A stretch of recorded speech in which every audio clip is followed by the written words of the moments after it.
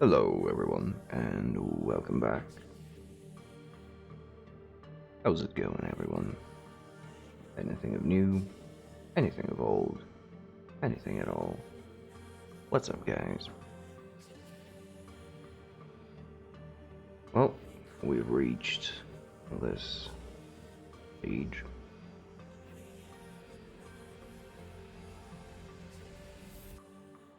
Where it is essentially just some detailing and some metallics. So we are close. That's the good bit. The not so good bit is that this part is, well, fiddly and a little bit annoying. But we'll just soldier on through. Right.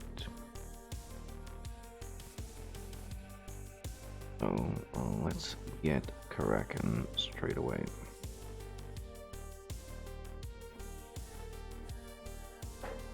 First of all, let's re-establish some of the lovely metal trims.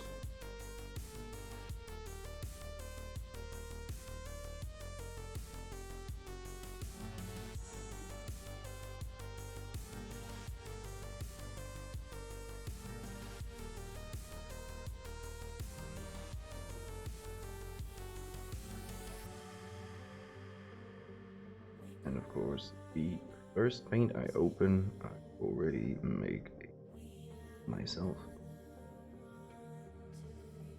That is just art for the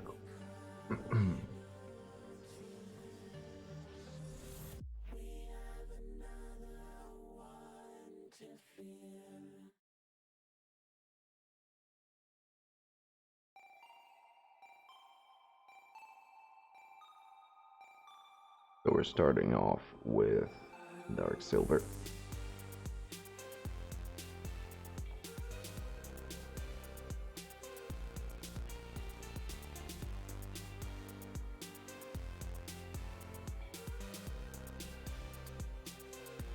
And let's see what we need to touch up.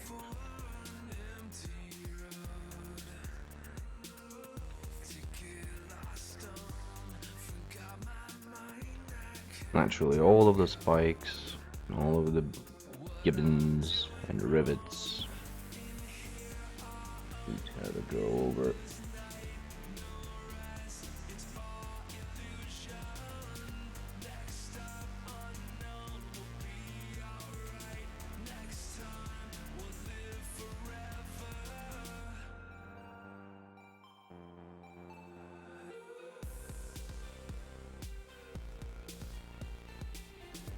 As usual, if at any point in time I am out of frame or out of focus, do let me know so I can amend that.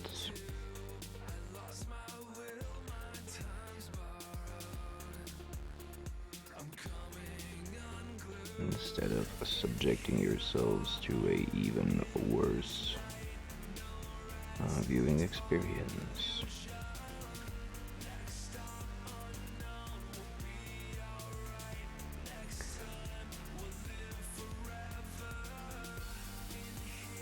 The fact that I had a workout just before this stream is not doing me any favors in terms of shaky hands, but as usual, soldier on through.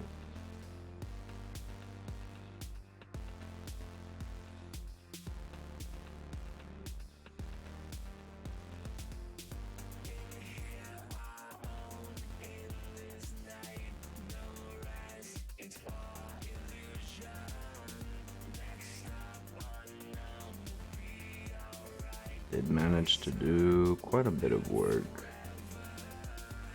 on this guy yesterday off stream. to make up for last week's skipped stream.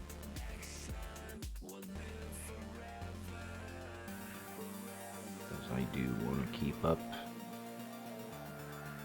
with the schedule and hopefully finish up this project.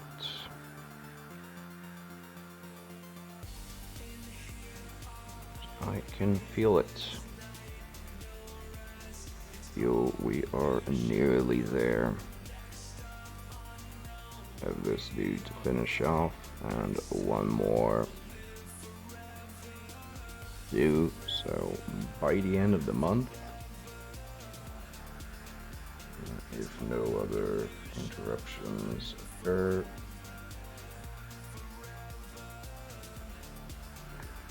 the Goliaths will finally be ready.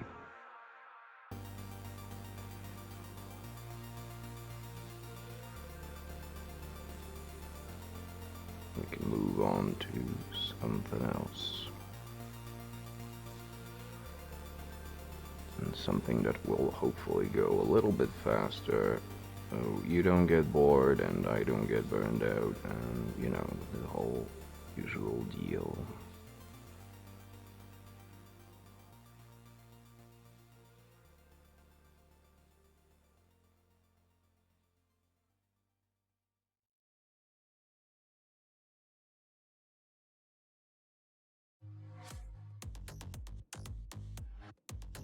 So in case you don't know, the next project will be the Blood Bowl team of Bretonians.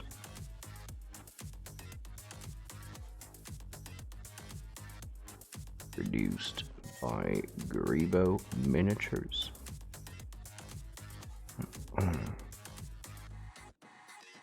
They're Florence Knights.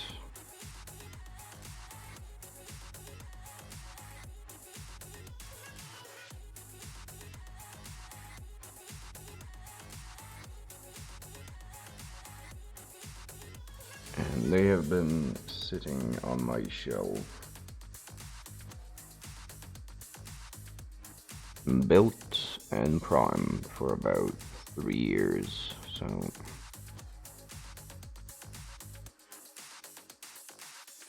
I think that they are finally ripe for the painting. And just to illustrate how much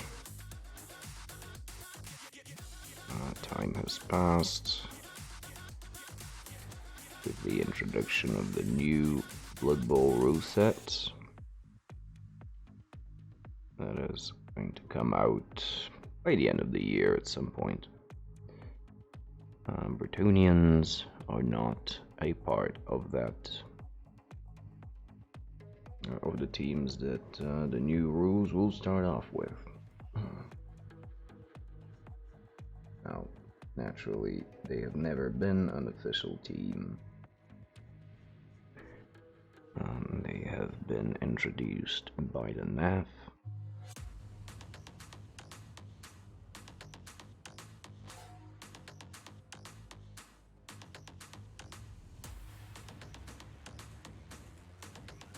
But with that said,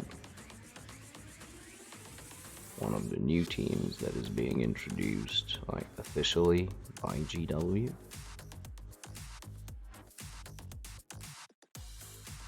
it's called Human Nobility.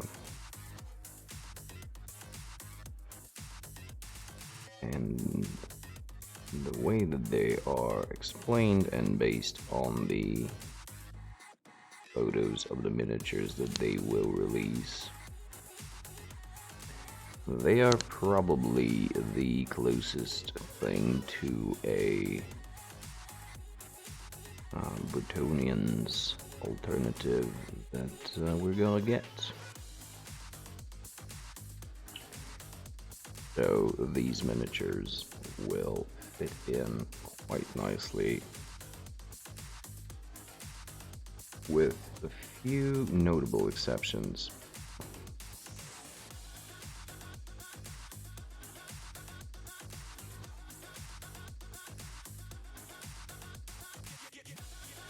I will not be able to use a couple of the positionals, so the Bretonians have 4 blitzers, whereas the human nobles have 2.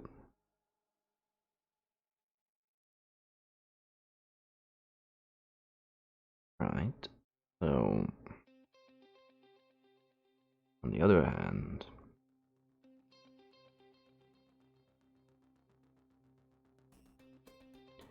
they have 2 throwers. So that's the nobility team. In case I'm not making any sense.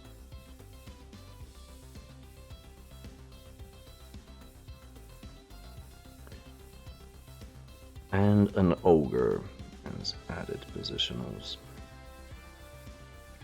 Now, thankfully,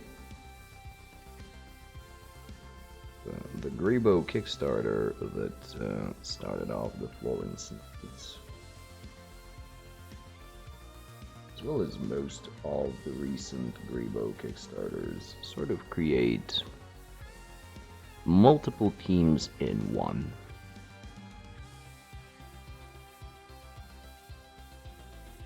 Meaning that with a few extra miniatures you are able to use, say, models for multiple teams.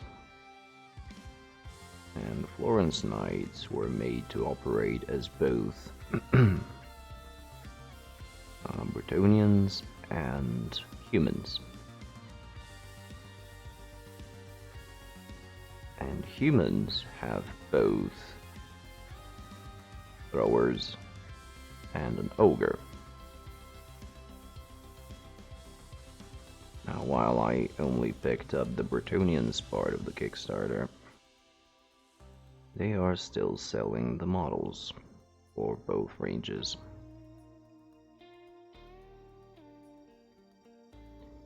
So I just picked up a couple of throwers and one of their ogres.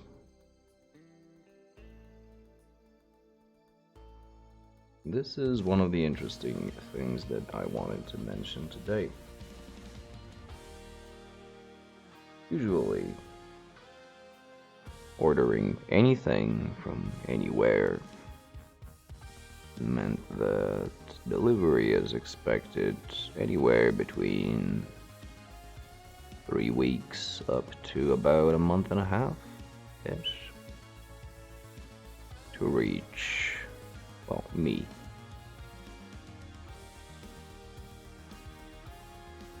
Usually the majority of that time is spent within our own postal services, but that is a topic for, well, maybe not a different time, but not quite exactly what I am talking about right now, so I'll just skip that part for now.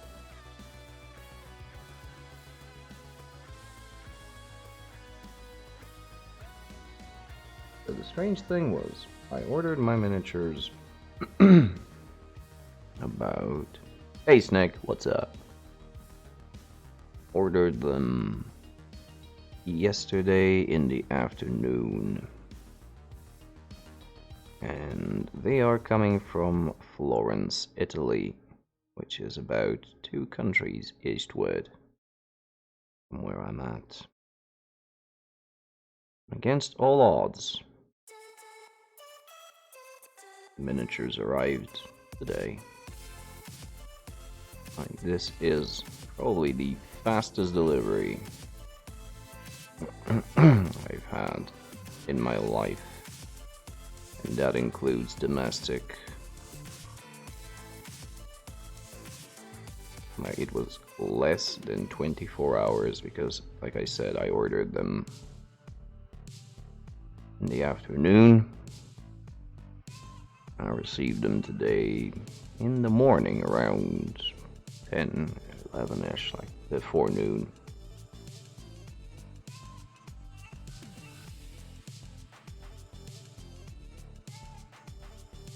So that was shocking, especially considering all of the issues the post has been having.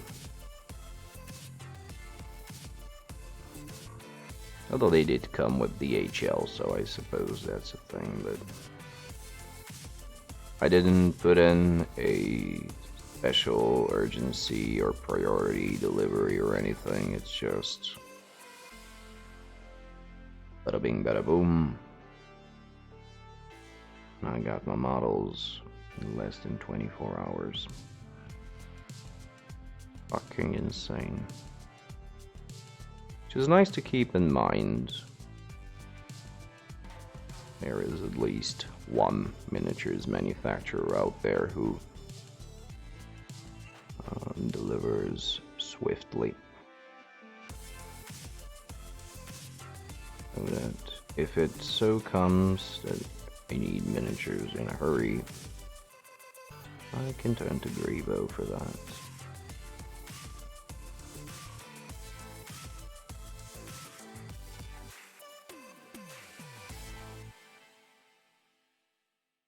As a quick comparison, tell you about models I ordered from Scale 75, which is in Spain, which is about one country further eastward, Italy. Westward, that is.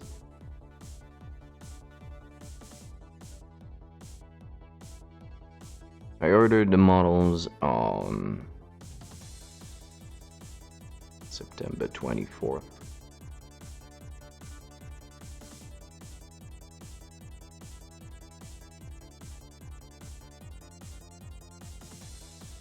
The models were in stock, so not like I didn't have them available or anything. And my orders stayed with the status of payment accepted for 10 days.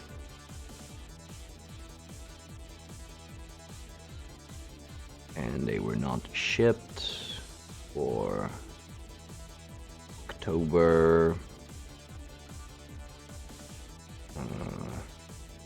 6th, so either yesterday or the day before.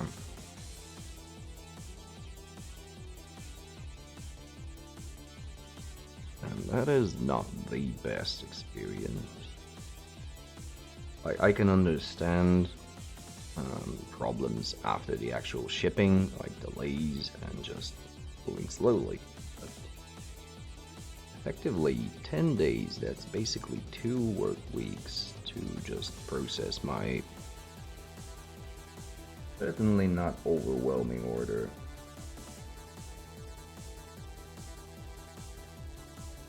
It was a bit insane.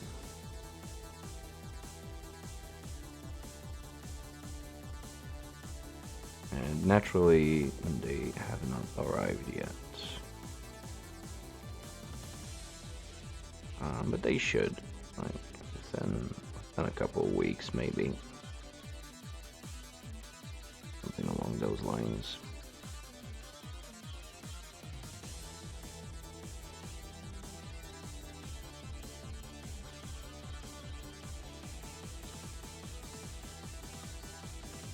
But yeah, that is your quick comparison for services. Shipping service.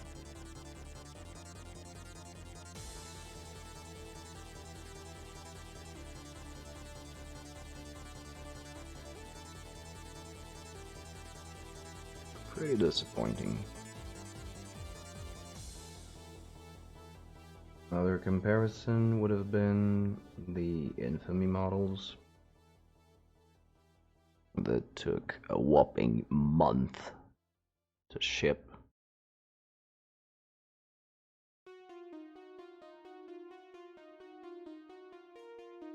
And also several reminders on my side to ask what the hell is going on.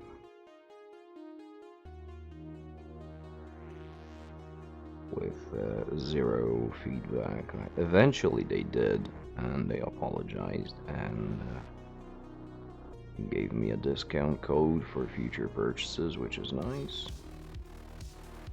That is appreciated. it wasn't needed. All I wanted was for them to tell me that they are working with reduced staff or having delays in shipments due to COVID or whatever. Like, just tell me. Alright, or that they had forgotten. Because these orders are notified to them via probably some system that may or may not be monitored all the time.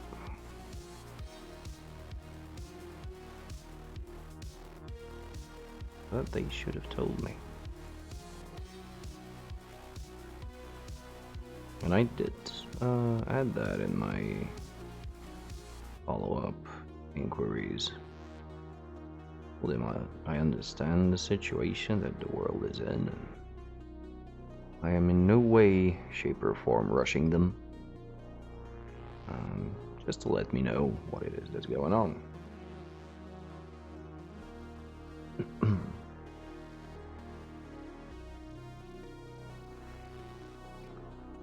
This is the context within which you can probably imagine my stupor when an order I placed literally yesterday found its way to my front door today.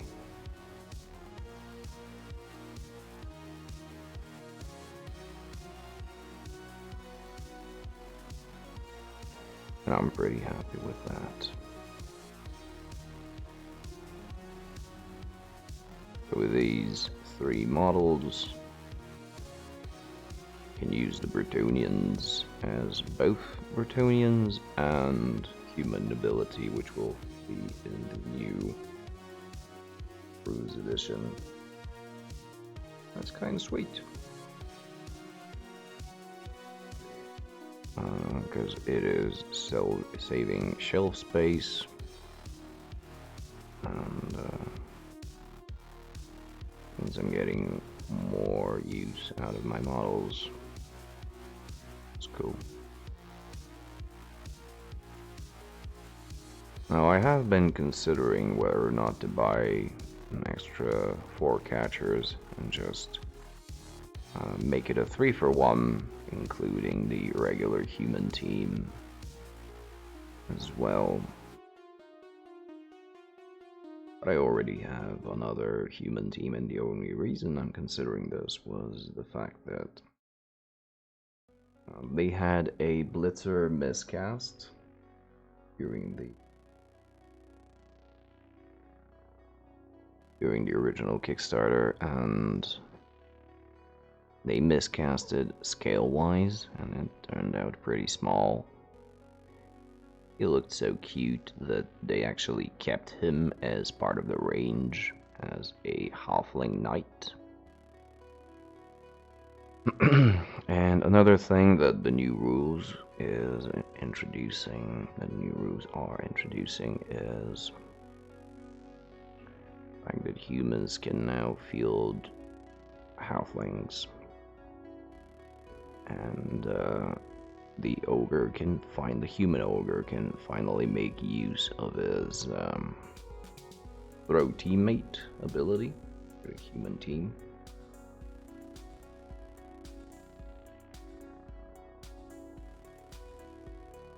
But I think I'll just end up painting the tiny halfling knight with my original human colors, maybe do some slight conversions. Oh, thanks, Nick. Thank you very much. It's been a journey to get them to work like that. They were one of the things that I really wanted to build upon during this project, like all of the Goliaths, because I wanted the reds to be super vibrant, and when put on a table to sort of obfuscate the diversity of other colors on the models, like the different skin tones and pants colors and boots colors that were all over the place, so that when you put them on the table and look from a distance, you would recognize them as being part of a unit. And if you were to pick up the model and look at it from up close, you would see the differences in between them. And that is one of the few actual successes. So I appreciate the fact that you like it.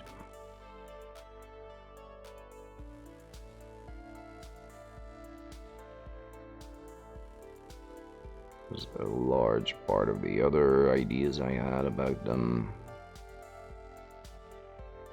sort of fell through. Oh, no. I do not do commissions, because no one in the world would wait 6 months to get 10 models. No, I'm painting them for myself and to just get a gang for dudes. Ah, thanks, dude. It really does mean a lot to me, because I've been having some moments of doubt lately. So it does mean a lot. Hear you say that.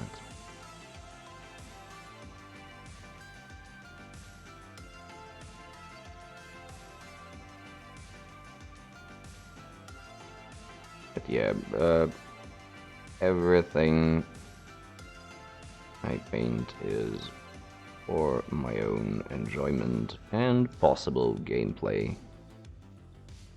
I haven't yet started trying out to paint stuff for display, but that is about to change. So I have this idea to paint a model that is just for the sake of painting it and zero relation to any actual game, like to be used in a game.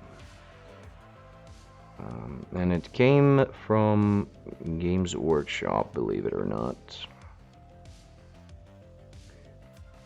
One of their easy to build packs of Stormcast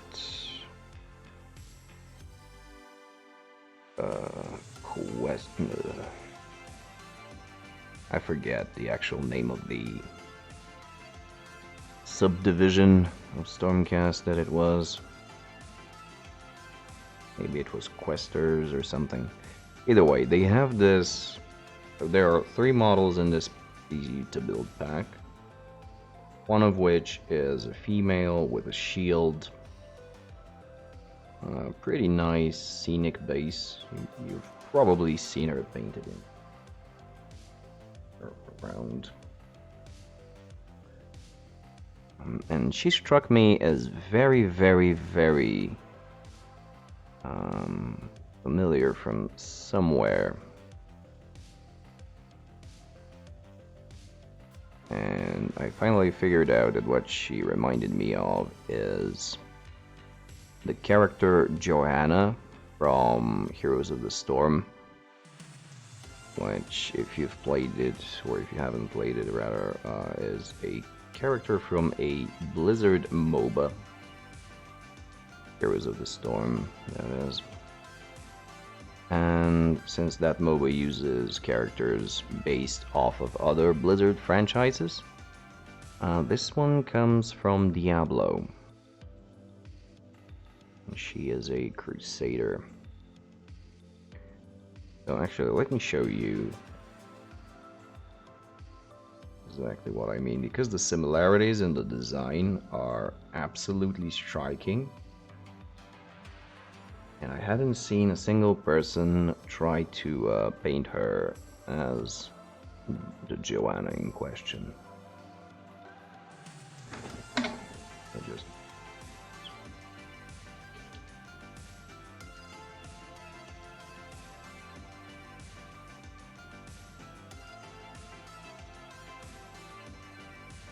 bring up some reference pictures.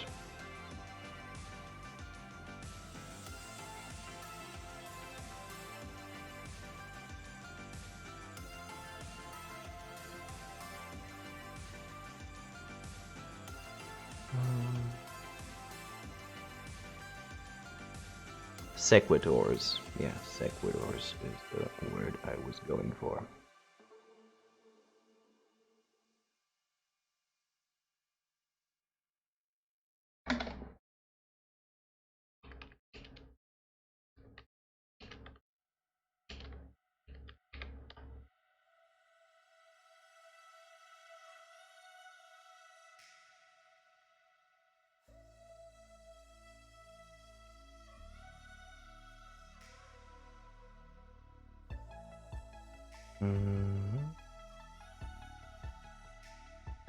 Can we make this bigger? No. Make this bigger. No. Damn you, Google Images. Right, anyway, so here is the model.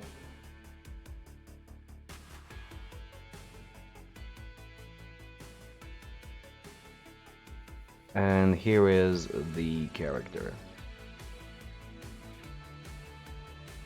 You can see here a lot of things coincide, like she has the undercut, same undercut, it's actually pointing in the same direction even.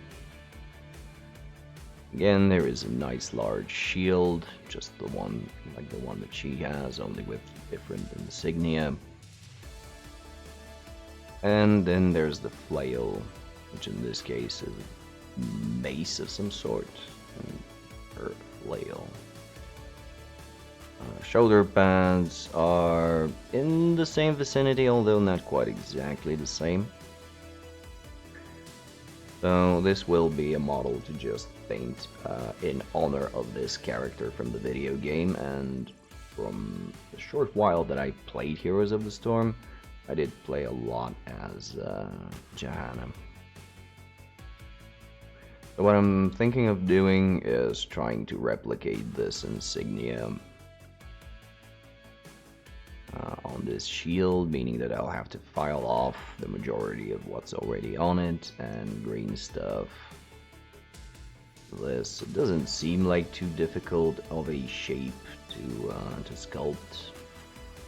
Also, I've never sculpted things like on a flat surface before, so that'll be an interesting challenge to do. And as far as the mace is concerned, I will harvest a War Machine jack. Yeah, here's a better look of the shield. War Machine jack that I have and that I will use for the Orcs team for Blood Bowl. And he has a large flail, very much alike this one. Actually, it's pretty much identical to this one. So I'll just have to play around with replacing it. Like the pose of the arm is a little bit, might be a little bit of an issue regarding the flail, but could make it just swing behind her like this. And maybe file off these insignias, like the Stormcast stuff, because you can see that the knee pads here are flat. So yeah, but it's interesting that literally I haven't seen it. There probably are people who have done this, but I haven't seen anyone attempt this, and it's fairly simple. The model and the character are essentially identical. And I think it'd be pretty cool to replicate. That's gonna be something that I'll paint just for the sake of painting and will not be a part of any army or group thing.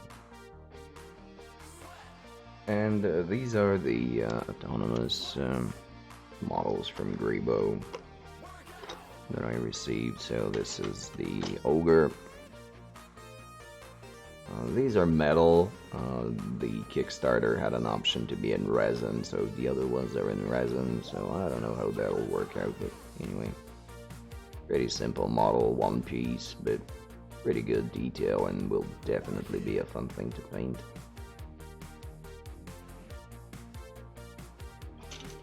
And then we have the two throwers. Once again, simple poses because they have to be, well, they have decided to make them single piece miniatures. So they need to be sort of two-dimensional in order for the molds to be able to replicate them directly. So these will be the 3 additions to the already existing, well, prepared for Paintingg. So I just need to clean them up, put them on a base, and prime them, and they will be ready.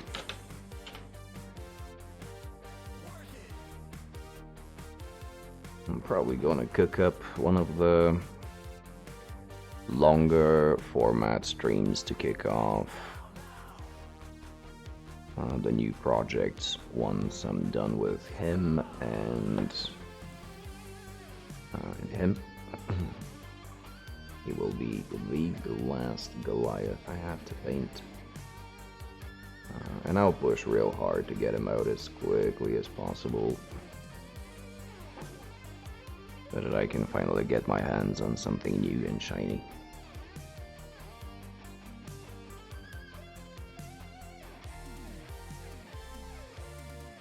I also finally found a box of mechanothralls I'll be using as snotlings for the upcoming ogre team that I want to build. Because believe it or not, none, like 0 of the retailers have those models in stock. They are everywhere available to order, but not a single place has them available, so I had to resort to Amazon, and in Amazon it was a very weird price range for them. For whatever reason, they were insanely expensive. So next order of business was to go to eBay, and that's where I actually managed to find a new box of them. It's coming from Germany. And I received a confirmation today that they have been shipped out. So hopefully somewhere by the end of the month I will have all the ingredients required to build a very weird necro cyborg themed ogres team, Blood Bowl. And why did I even try? Why did I even go to ogres, considering I have so many teams already waiting to be painted? Well, again, considering the fact that the Blood Bowl rules are getting a new edition, and the original scheduled Euro Cup, it had to be this year, will be postponed for next year's October.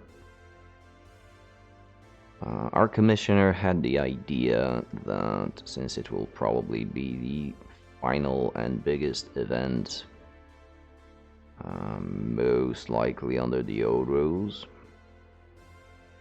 that we should all go with stunty teams.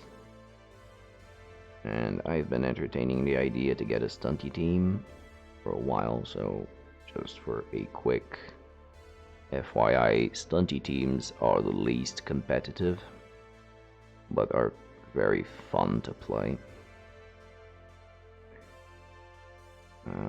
So if we come down to having to choose or to go stunty, I need to have a stunty team ready, and the options were ogres,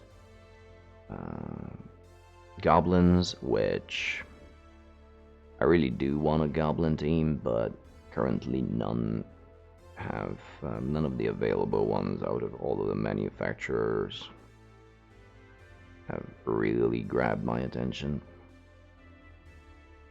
Halflings, which are a little bit hard on the eye. What else? The new snotlings, that it's questionable whether or not they will be available to use if the tournament is using the old rules, although they do have rules based on the old rule set. That will be interesting, but again, not really a team that caught my attention. And what were the other stunties? Goblins, ogres, halflings, snotlings. I think that's it technically, so there are a few that can be fielded as stunty, such as a no Taurus, whatchamacallit, no Saurus Lizardman team.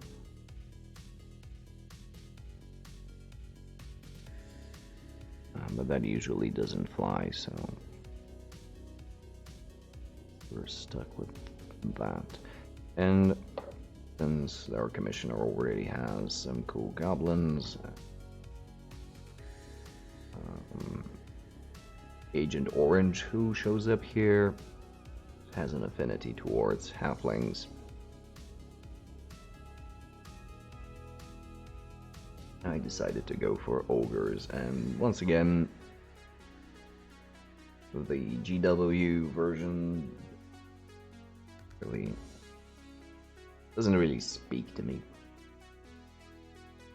And the alternatives are either way too goofy or too old, because the designs are of a very different era.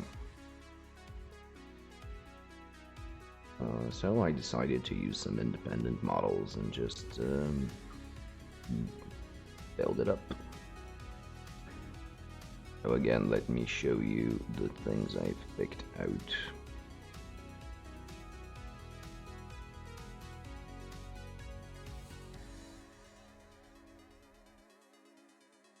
So the ogres themselves will be these guys.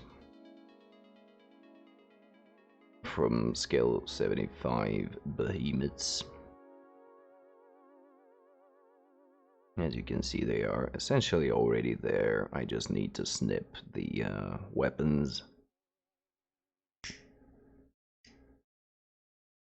from their forearms, and they are ready to be ogres.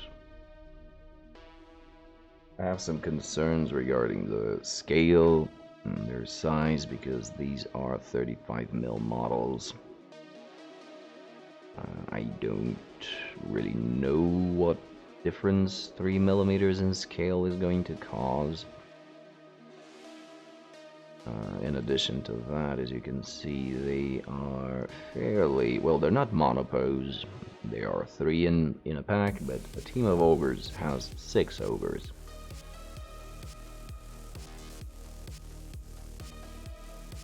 So I might try to do some reposing, apart from some different color choices from them, but these will be the ogre dudes. And the other positionals for the ogres themselves are very small, tiny little, smaller than goblins called snotlings. And for those I went with these mechanothralls from War Machine Crix. Now again, these are of a higher scale, a larger scale. These are 30mm in scale as opposed to the 28. But they are some dingy enough models that I think I can really clip bits and pieces of them to make them look smaller. and better represent the positional they should be. Just cut a part of the shin and a part of the thigh so that it goes down, and maybe a little bit from the arms.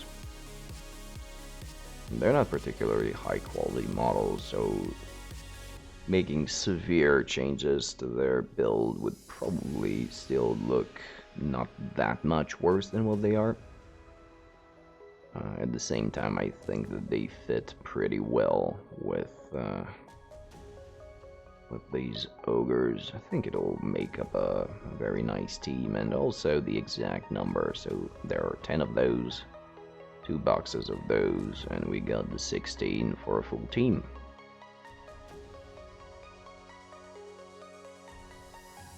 So essentially I am just waiting for cool things to trickle down. Probably everything, including the sequitors, will be here by the end of the month.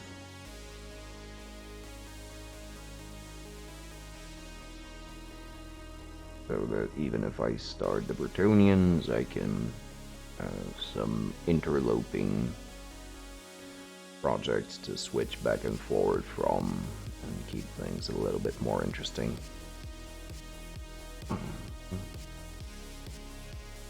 I have my eyes on some star players. Well, these will come at a later time. I haven't ordered them. That is a non-insignificant amount of dudes that are coming my way, and that is not including the what was it? The cities, Gangs of the Undercity Kickstarter with the Shadowrun models that is due for delivery in December. It will probably be delayed until somewhere around January, if you ask me. It's a bit crazy because the Kickstarter itself was in September. So 3 months to produce all of the models and ship them out is a bit optimistic for a Kickstarter. But you never know. You never know.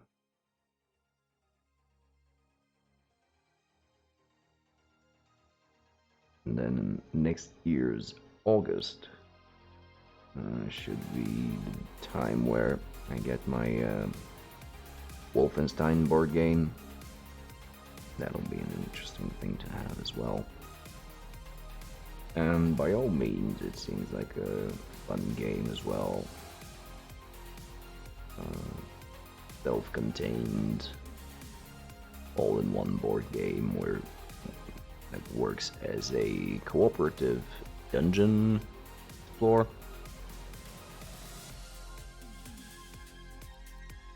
Not unlike the Gears of War game by Fantasy Flight, which I have yet to paint as well. So there are definitely things coming down on the line.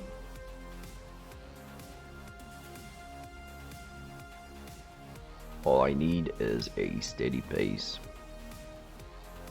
Work through these models.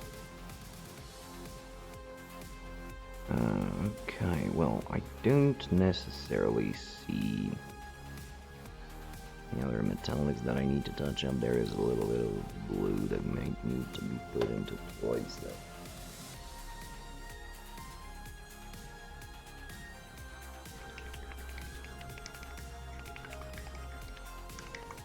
there. I'm seriously considering to switch over to Black Primer General. Still debating this in my mind,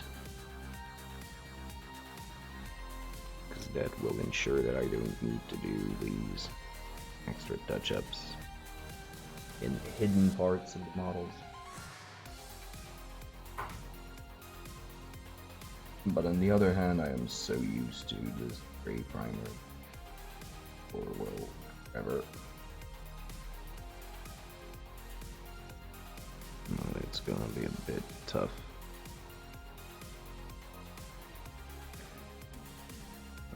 To break out of this habit. I'm not sure I want to. I have been getting decent results with a gray primer. I'm used to it, and as a unexpected bonus, the camera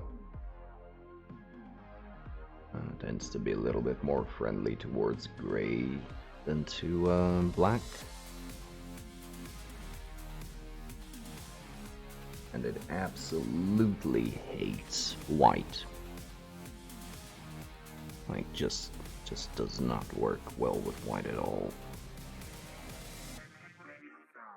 Whenever starting a project, and the majority of the models are still just on primer, it is something to take consideration for.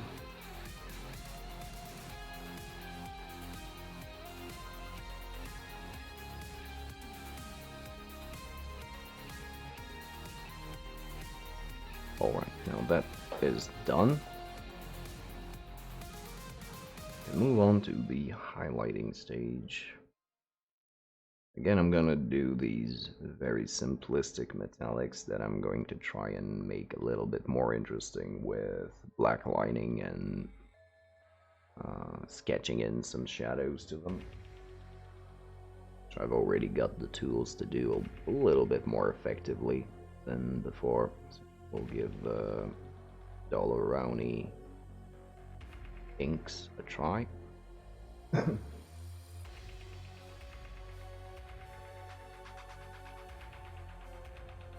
I'll try and use them for I think they will be very good for painting eyes as well, like the whole conundrum with the paint being either too watery and diluted or too dry.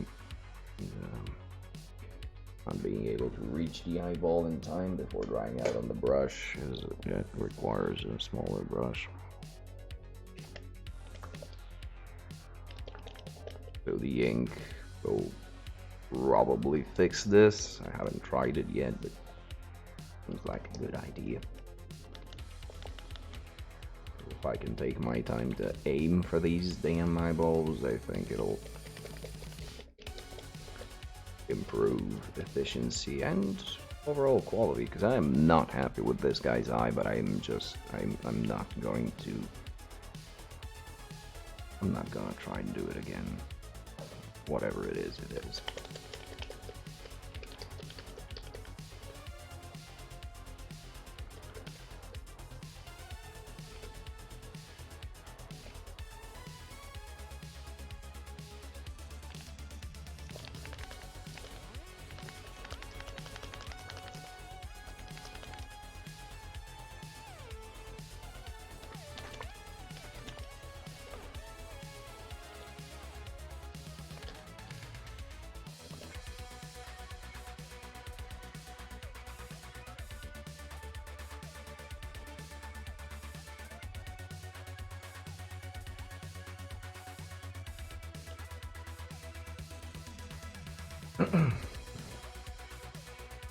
Let's hope that's well shaken enough. And I'm gonna go for a very, very bright metallic to do the highlights straight away.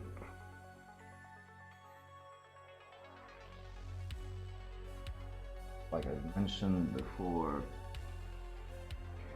I'll be using an ultra matte varnish as the final step of sealing the models, and it does some neat, not really neat things to metallics, as in it completely destroys the shine of them.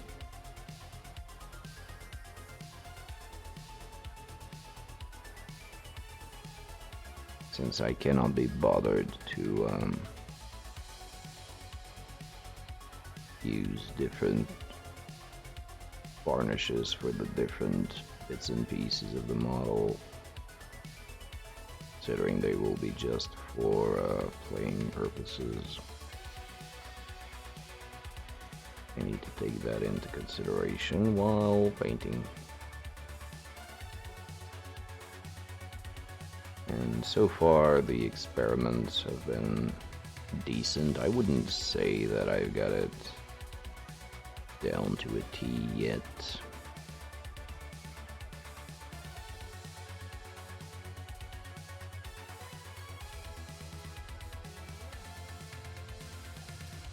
But it's decent in terms of results.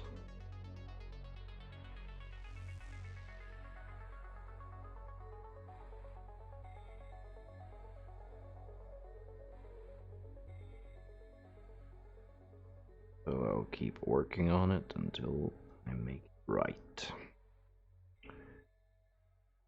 I've also ordered in, along with the sequitors, because I was already in the GW website, to make use of the shipment anyway.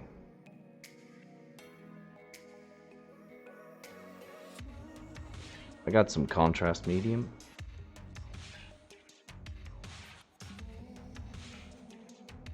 And following John Ninus's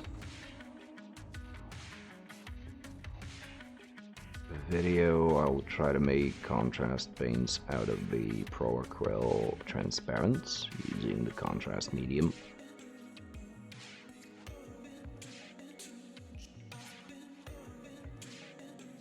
And that will be used on most of the board game miniatures,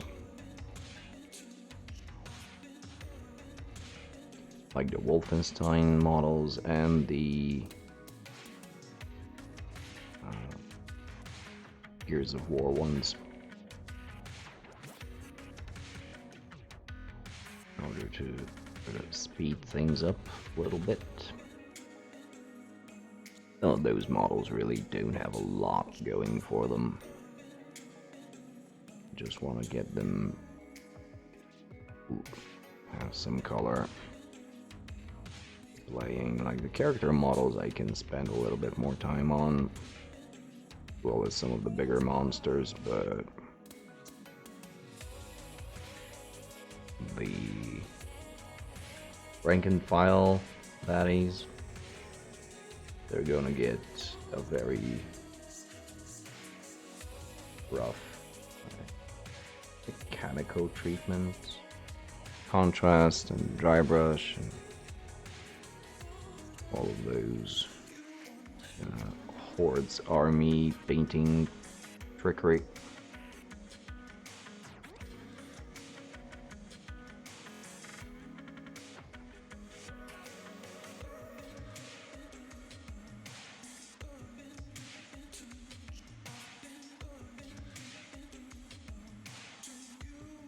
I'm just trying to bring out a little bit of the detail in these bases, because they are up for a very, very deep wash bath.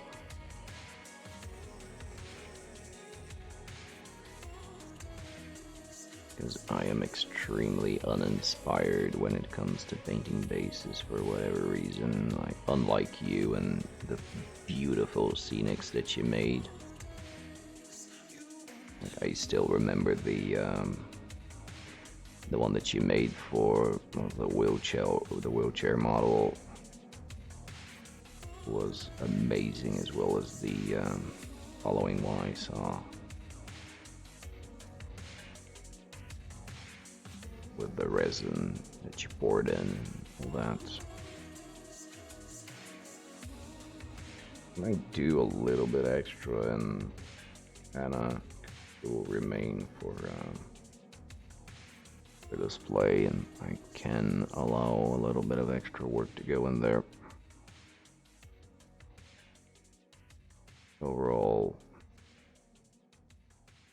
tend to like my bases simple.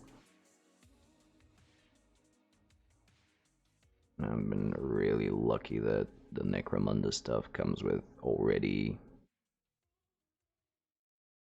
scenic bases. Well, scenic's a big word, but you know, detailed bases.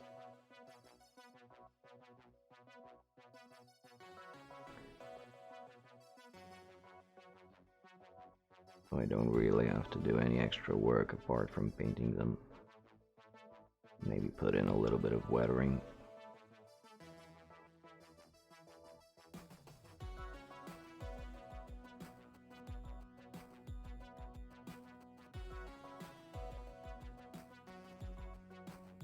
I'll be putting some scratches on that as well. Make the ground look like sheath metal.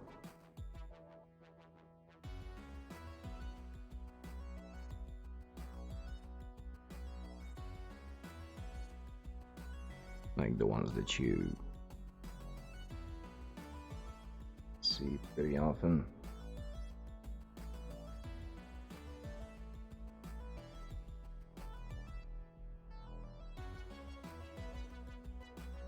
You'll see what I mean.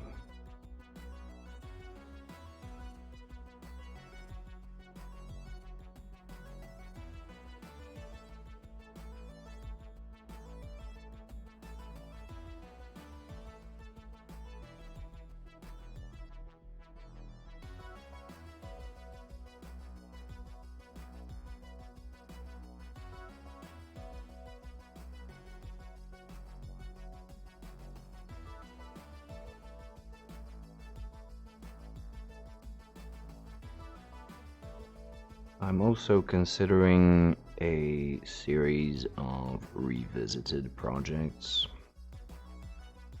although I have literally no idea where to fit it. But there are a few projects that I would like to revisit and touch up, do some improvements, maybe even some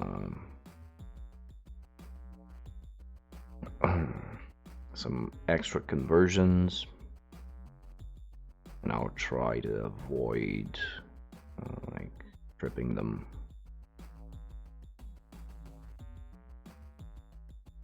How far I can push it.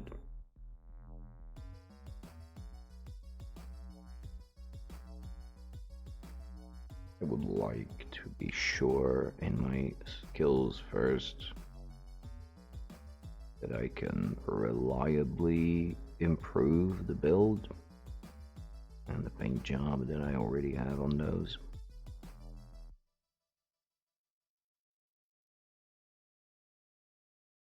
Started.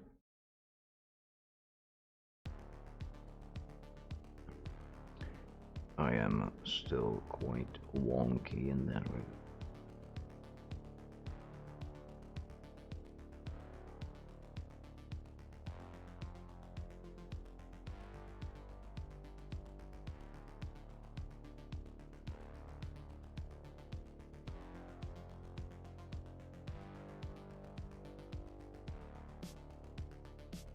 I get a little bit more consistent, maybe try a few more conversion jobs. I'll definitely go back and touch them. I have some neat ideas for the human team, and I really just want to improve the Dark Elves. I had to paint them in a rush because of poor time management. There was a tournament that I wanted to use them for, and I didn't really maintain decent enough pace to paint them. I ended up rushing a lot of them, and also some of the concepts I have for them didn't work out. It's definitely something I would like to revisit. They will be hard to fix. They are somewhat annoying models to paint in general.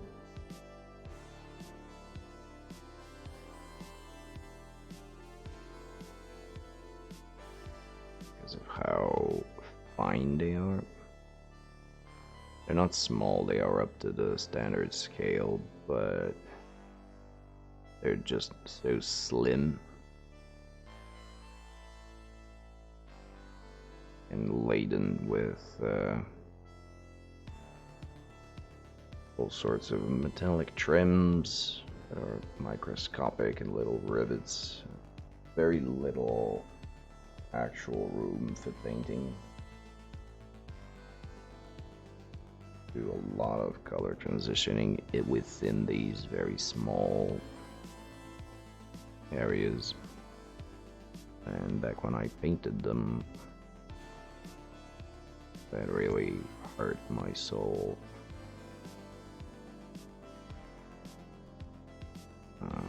I also didn't do a particularly good job with the flesh. Now after these guys are done, the Goliaths, I think one of the most important lessons that I learned from them was exactly regarding how to paint skin tones a little bit more, in a bit more of a diverse way.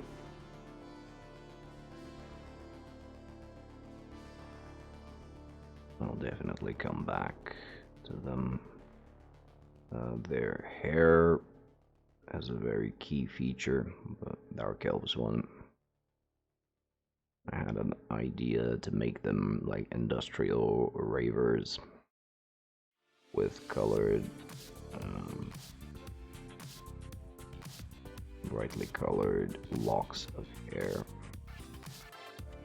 But I couldn't really keep them very saturated, like very vibrant.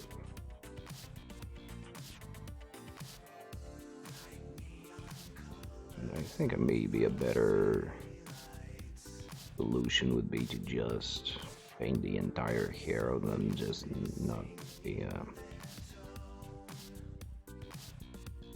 single strand of hair.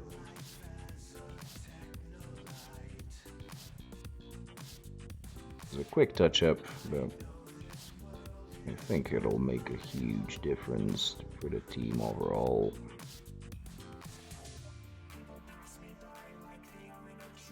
Also, now that I've tried doing more black lining, this is something I would like to apply to all of my teams, including the humans.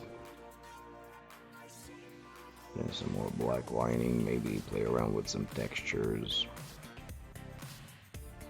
Some texturing on leathers and all sorts of other things. Also, painting in battle damage. I'm definitely still not good at it, but I've definitely improved since I've done theirs. It's worth revisiting as well. But again, I would prefer to get a little bit more experience.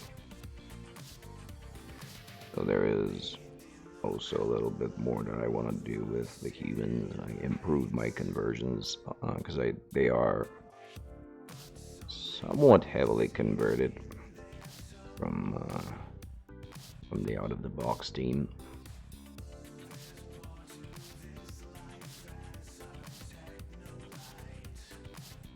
And some of the conversions ended up looking a little bit wonky.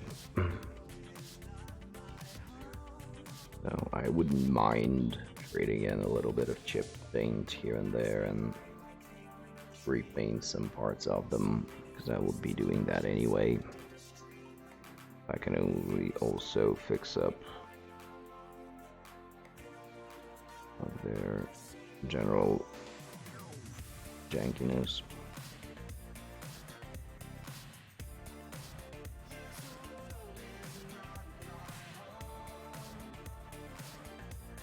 I like them. I like the concept I went with for them. And I honestly am pretty happy with the execution as well, considering they were my first larger project to paint.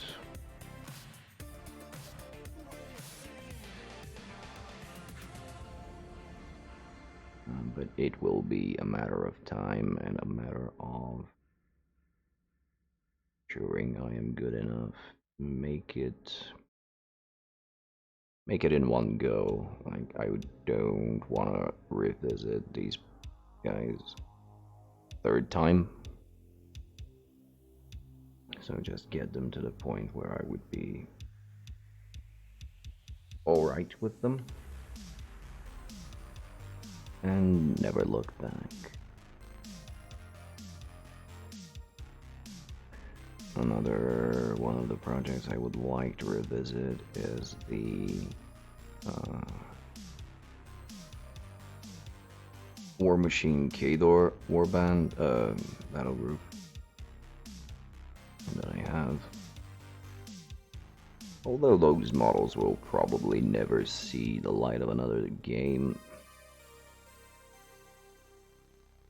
I have left them in a condition where they have like a solid foundation, but they are pretty poor in terms of extra details and color transitions and highlighting and all that. Just a little bland. On the plus side of things, they are red. So I will get to use what I'm learning right now for how to paint red. And I would apply the same process on them.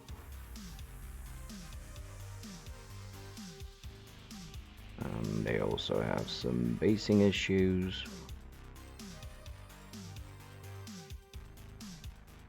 Such as the fact that I used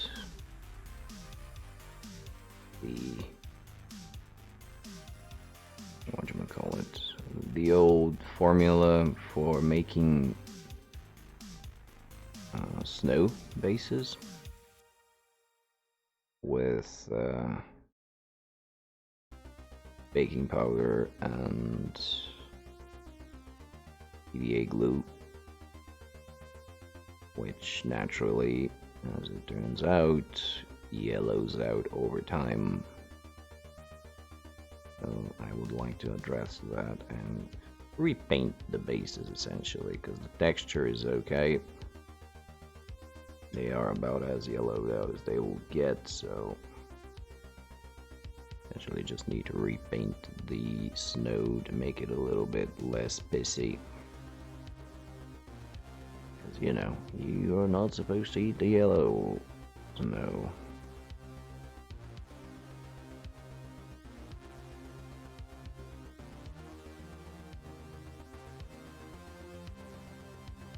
I would definitely like to do that, because I like the models for Kador. I'd like to give them a little bit more love and respect.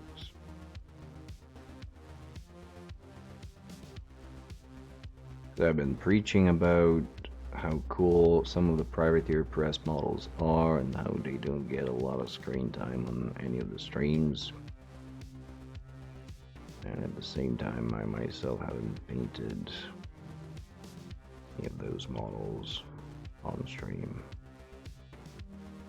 I'm also really considering buying into Riot Quest at some point. Because it looks like a great game to try and get people into miniatures. It is very much like Blood Bowl in the sense of being a hybrid game between miniatures game and the board game. but it is a lot more rules friendly. And it seems to have a very good gameplay flow that's fun and easy to get into.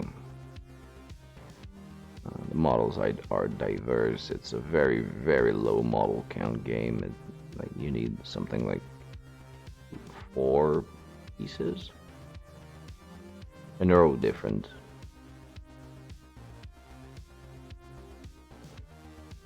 Problem, however, with that is that everything about it is massively expensive. Like, it's not massively, like, painfully expensive, but it's, for what it is, it does go beyond what would be an acceptable price for me.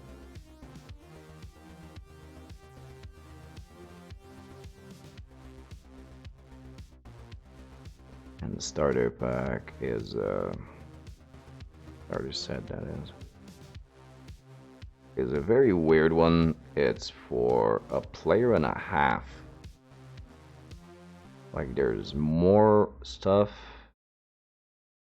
that you would need as a single player, but you don't have enough for 2. So you can't just work off of the starter box. And there is very little to no need for a second person to buy it, because you would be left with the same models. Considering the variety they already have is a bit redundant.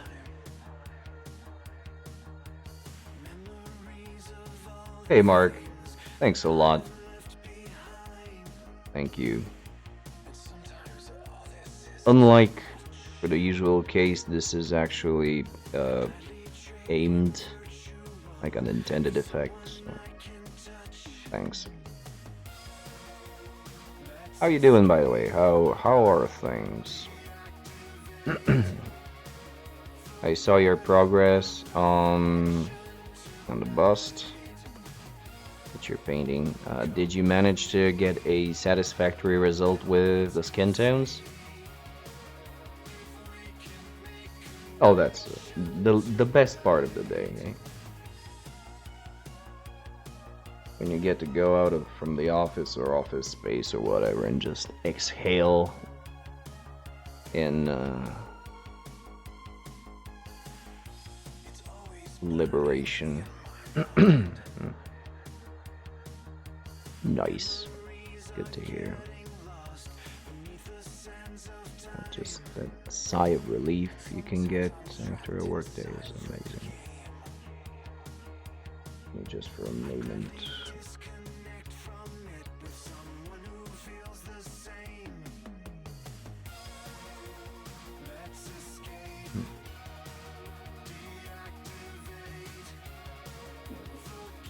As usual, my voice is going all over the place. Oh, let's check it out. Did I forget to turn on my own Discord again? I'll get into the habit of it, don't worry. It's gonna happen. Ooh! Ah, so that's what you're going for, reference-wise. Alright. That does look like a tall order, though. I mean, that looks very, very hard to pull off. I trust that you will, but... holy hell. Are you gonna use color shifts for this, or traditional paints?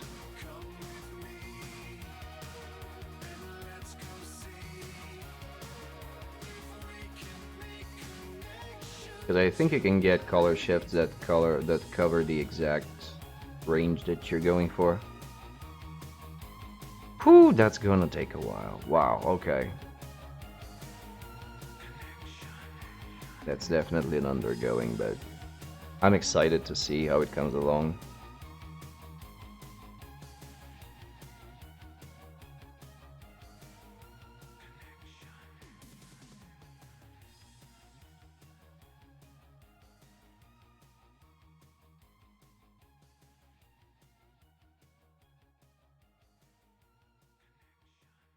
Oh, it will be definitely interesting. Like,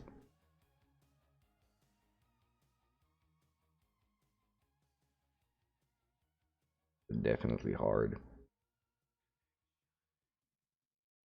You really like pushing yourself into these challenging um, details and representation. That's really cool.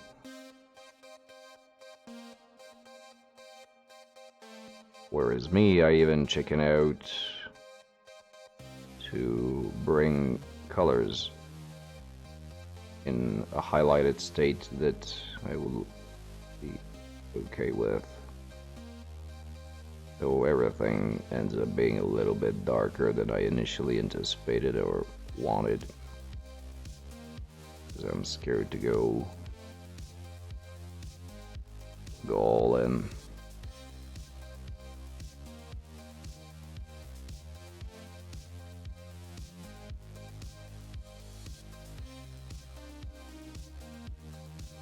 Oh, okay, I got you. Oh, it's one of these the model exchange ones.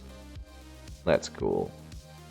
I haven't seen Pigeon stream in a while, or maybe I just haven't turned Twitch on in these points. I would like to see what he's cooking up for you. Ah, cool. That's a really cool initiative. I do enjoy the idea.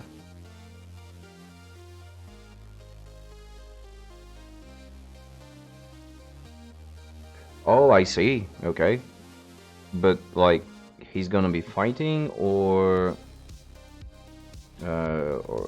he'll be promoting the fight. I know he did some promotion work. Oh, holy hell. Okay. Well, that's cool. Yeah, absolutely understandable in that context.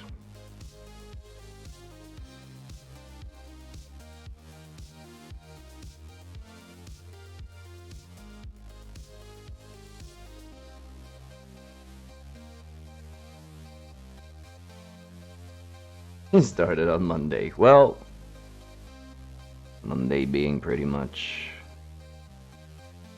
the second most used day to start things, right after January 1st.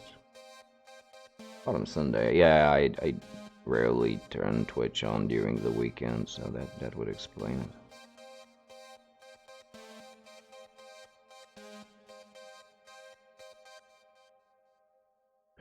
Meanwhile, our dojo got kicked out of one of the schools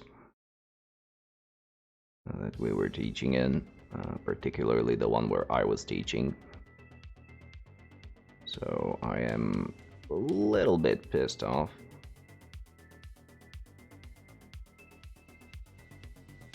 Because that is pretty much the end of my martial arts instructor hobby pastime type thing.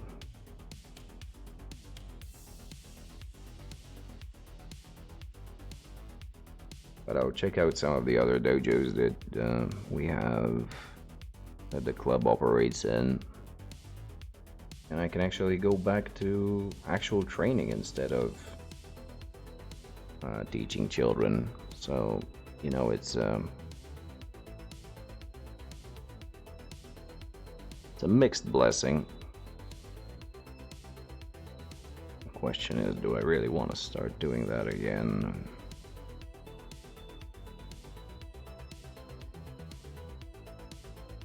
We'll see. The opportunity is definitely there.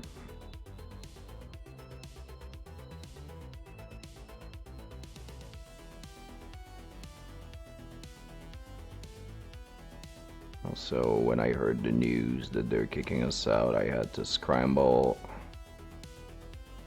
Out of all of the instructors, I live the nearest to this school. I had to scramble to collect all of the training equipment we had stashed there. which is where being a metalhead really came into play. You always have an amount, a certain number of bags. No, it's a much dumber reason. The principal was approached by a basketball club that were looking for a place to conduct their training, and they told her that they would bring more people than us, and therefore she can charge them more. And so she said that she no longer needs us there.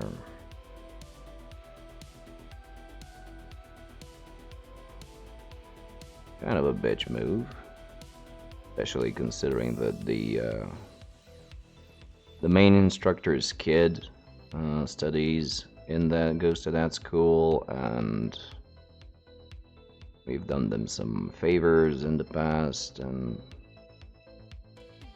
yeah, and that is the second time this happens to us. Like, the previous time it was for a dance club,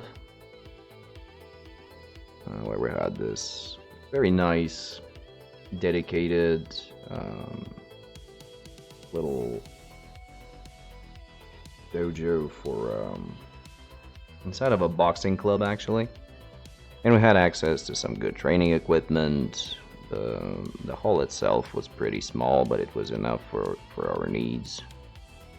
And then the dancers came, and once again, more people were part of it, and they just said, well, we see,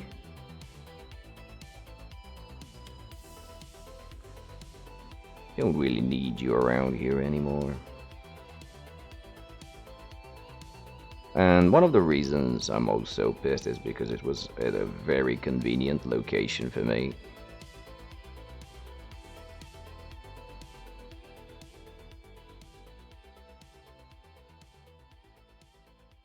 But oh well. At least I have 3 bags worth of training equipment right now here. And there is definitely not enough space to accommodate that, so I hope that they'll let me know in which of the other dojos they want me to drop them off. It's also gonna be a good opportunity to sort of sift through them and throw out the most weathered out and torn apart gloves and protectors and stuff. So, you know, it's not all bad, but it's kind of annoying. Well,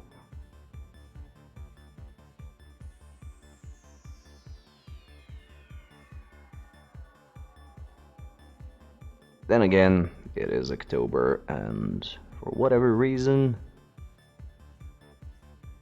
October for me is a very large shit tsunami just smashing in my face every year, like work-wise, personal life-wise, hobby-wise. It's just a shit time. I don't know why, it's just everything accumulates and the bubble pops always around October. As an example, last week I had to pull a 35-hour shift. This has never happened in my life before. And to be honest, I'm still recuperating from it. I've burned out to a crisp.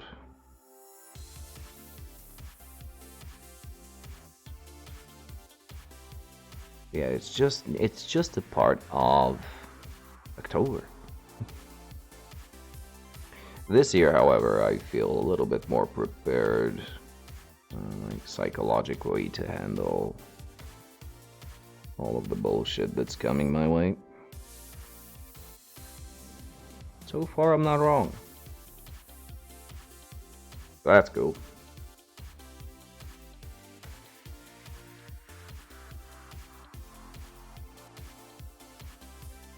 yeah, 35 hours was a bit more than I could handle, honestly. My previous record was 22 hours, and it was several years ago, and completely unrelated. The annoying part is that it's essentially for nothing.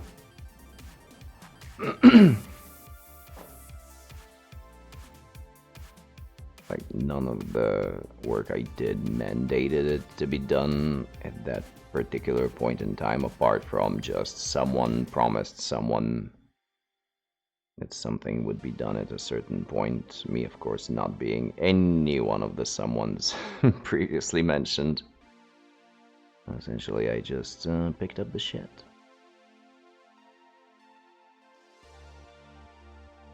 But it happens. I will try not to complain too much about it, but using it more as a segue to state that there might be some streams missing this month. I've already skipped last Wednesday, I think. These days are becoming a little bit of a blur. So, if I'm not on, just don't worry about it. It's just work stuff.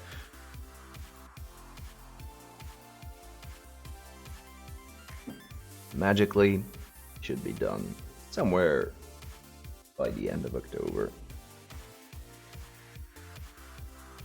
Is why I'm pushing to finish. Hello, Agent Orange. What's up?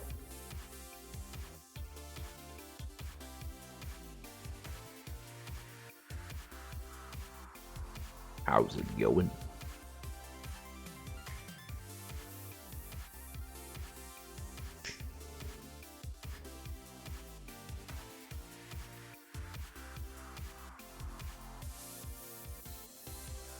I got some goodies from Grebo. For the Bretts.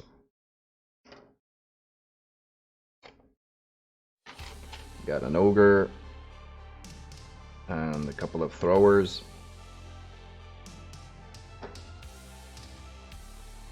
Used for nobility team. So that's cool. Burchettes. Oh, that's nice. Is it good this time of year? Yeah, and they came lightning fast. I've never seen such a delivery be done in my life. I ordered the models yesterday in the afternoon, and I got them today in the morning. It's mind-wracking. And it wasn't a special shipment kind or anything. Oh, that's cool. Yeah, because I know it's it has some mineral baths and stuff, I think.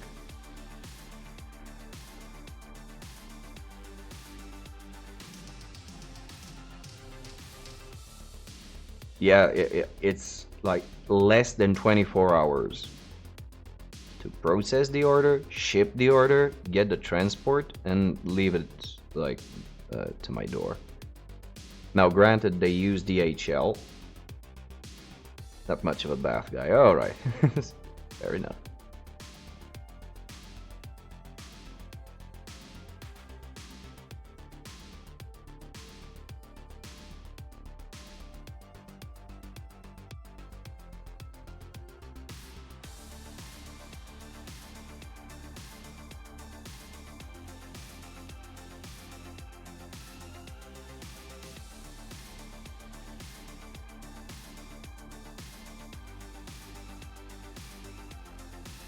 Yeah, I might be mistaking, it's just the first thing that popped into my mind in regards to it, but I know that it's a very nice resort location.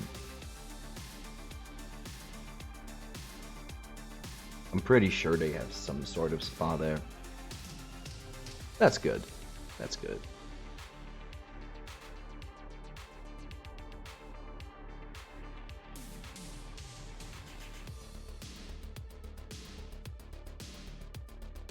Meanwhile, this is pretty much where we're at. Went through the highlighting of the silver metallics, and now it's up to the golds. So we are getting some stuff done. Oh, cool, so I got it right. Nice.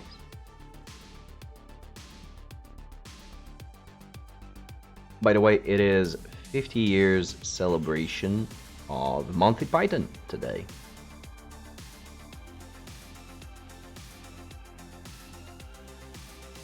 So cheers to all who have enjoyed their skits. Yeah, that's a thing. And interestingly enough, I used none of the colors I used for the rest of the dudes. I highlighted it with Pro Acryls instead of the Citadel stuff.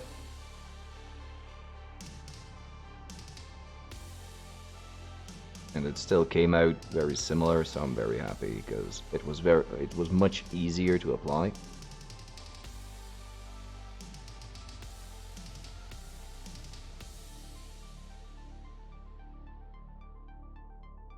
Think about it, man. 50 years. Holy shit.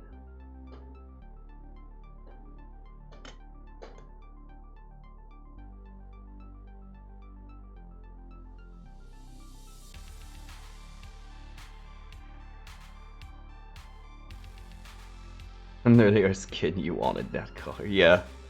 Kinda. Yeah. That Beotang, the green wash, actually helped a lot with the flesh tone here. I'm really happy how it turned out, and I think I'll use the same recipe for the orcs once I get to them. Someday. I remember what I did by that time.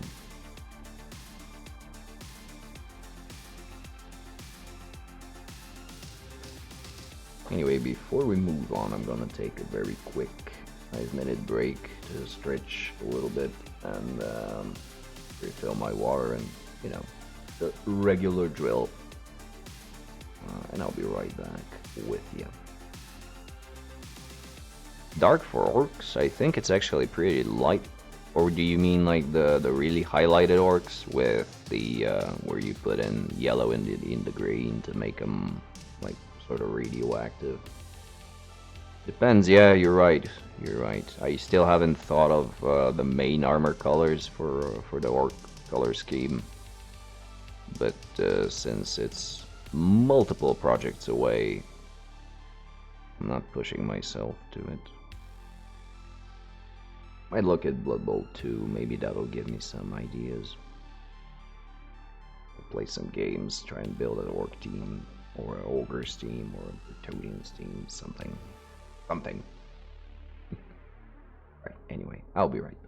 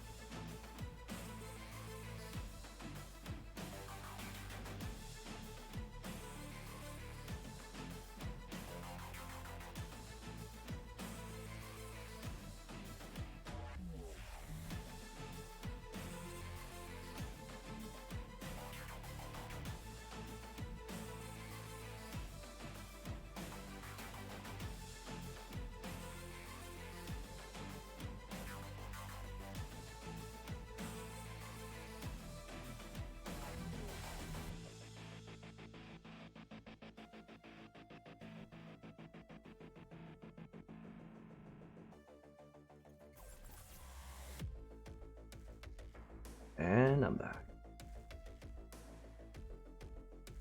Okay, so next.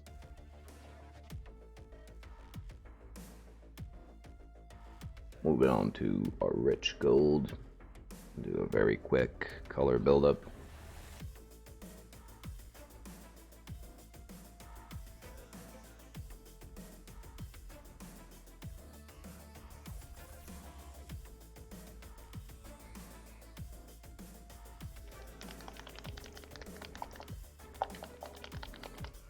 And then, if time permits, I'm gonna break out the ink and see how that works.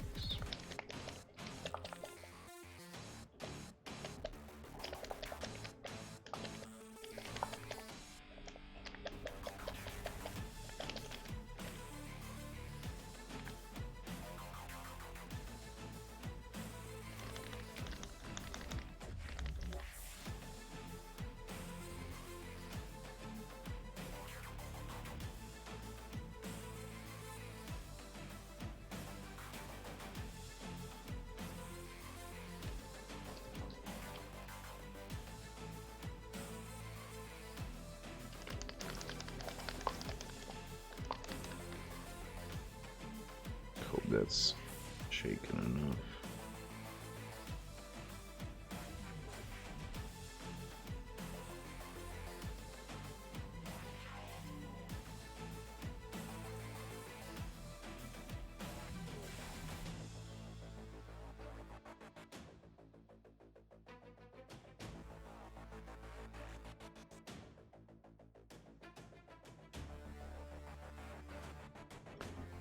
Let's move along then.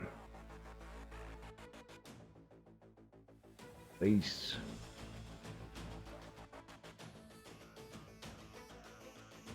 So it should go quickly. There are relatively few details in gold.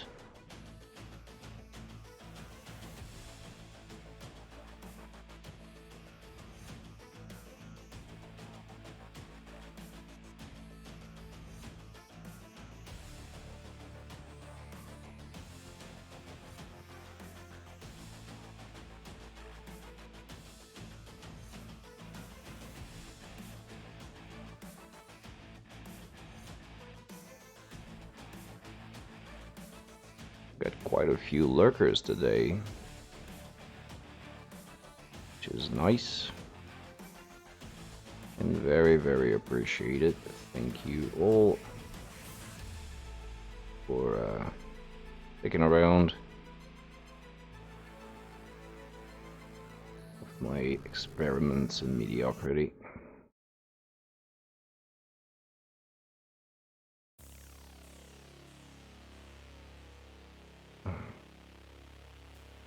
And you are also invited to come along and say hi if you feel like it. Get out. Just watching is fine as well.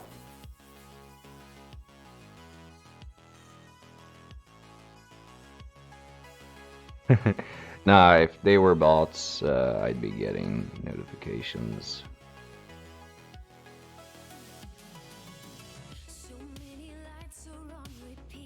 Or are you just looking for a reason to apply the banhammer?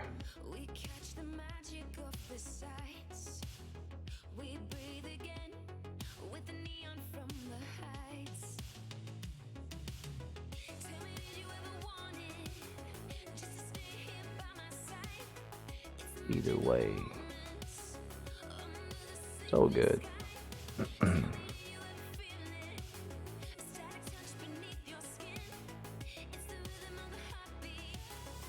just remembered something I forgot to highlight for the... Bah. Okay.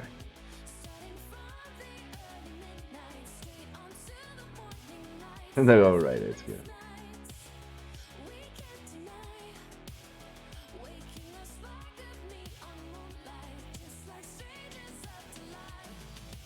Oh, that's nice to hear. I don't think it happens particularly often, so congrats, dude. Like, it's a good state of mind to be in.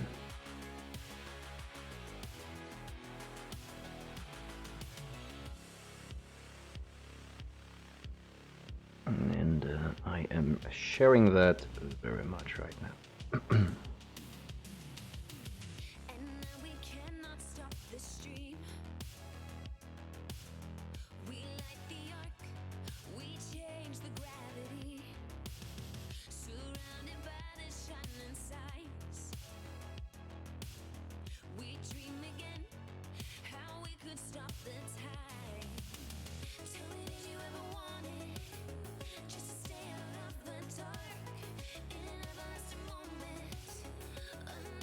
Been thinking about an experiment I can do at some point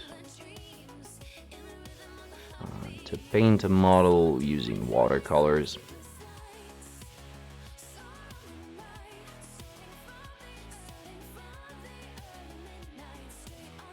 I think with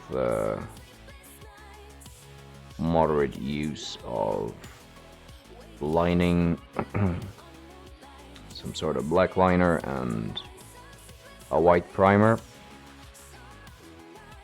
watercolors could make for a very interesting paint job. They're very delicate in nature, so you would probably get a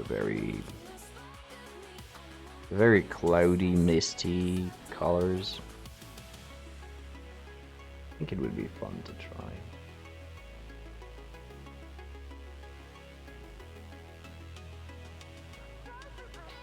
I know that Genuine Vision is actually painting real, like 2D traditional art using watercolors, and I wonder if he's tried to apply that to a miniature.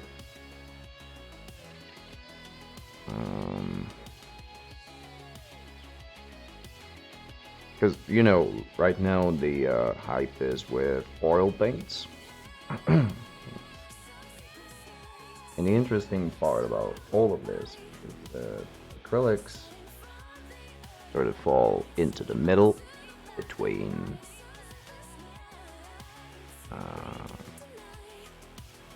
clean oils and watercolors. Sorry. As in, you can sort of use techniques that are used for oil paints, and you can use techniques that you would use for watercolors. For instance, wet on wet blending is traditionally used for oil paints, whereas glazing is pretty much what watercolors are made for. So if one works for models, then why wouldn't the other? Look, Jay. Yeah. I keep forgetting to talk up on some teas. I think that might help.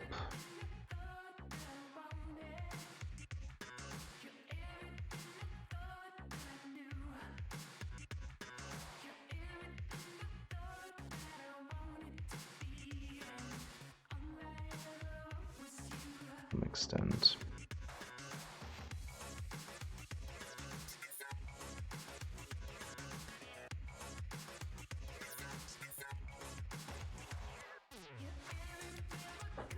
Some more golden. Getting. Or honey, yeah, if I just use honey, it does ruffle up my throat a little bit. So, it works great with tea. Like I said, I just keep forgetting to get in. Actually, I might just do it after the stream. I'm gonna go to the store anyway. Just bake something, or anything. Because it is getting to be that season as well.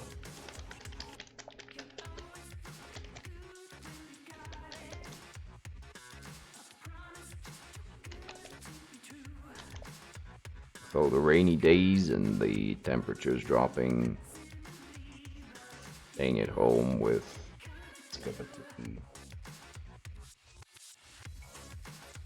definitely not the worst thing that you could be doing.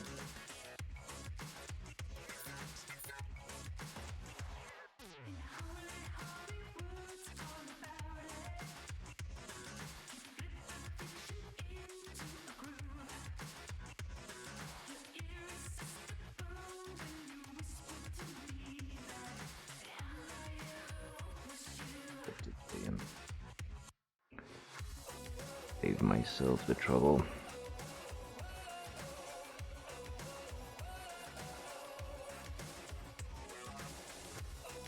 Let's see if I can do this. Somewhat adequate. Nope, I fucked that up. Okay. Yeah, I think they released the early access version.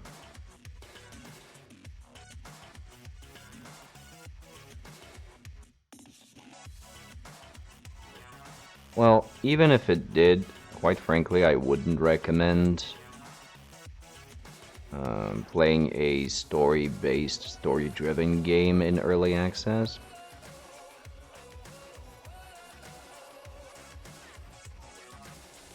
Because then when the full version comes out,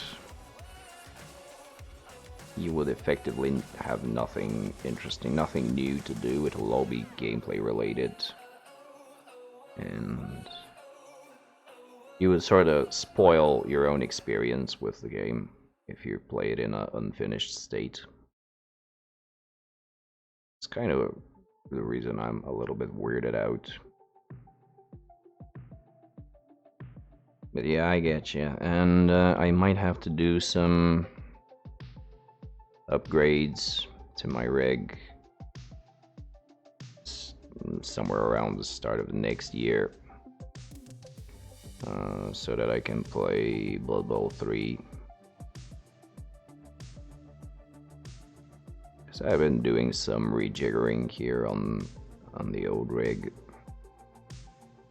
Cleaned it up again. Removed the side panel to get some more ventilation through.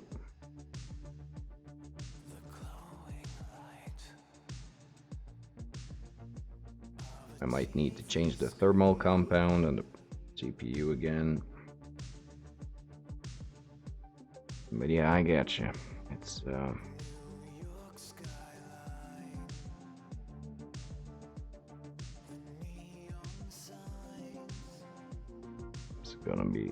have to be taken into account from now on.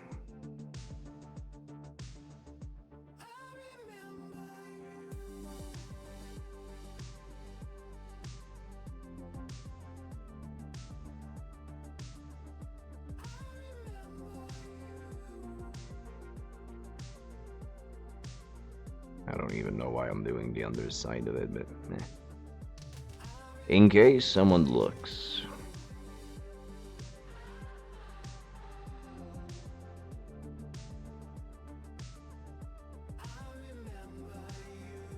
A little bit of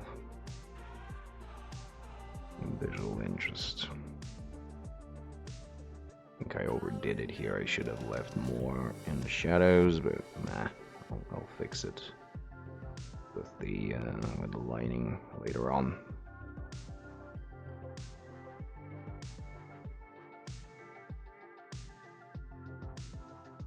And yeah, for instance, I've completely given up on the idea to play Cyberpunk when it comes out. The same reasons, like my rig would literally catch on fire and melt. It did so. But I've been looking into overclocking, because the hardware I'm running is made for overclocking, so the motherboard is overclocked, for overclocking, and the CPU is overclockable, and the GPU as well. What? Hungry troll. I haven't checked it out. Can you link it in the chat somehow?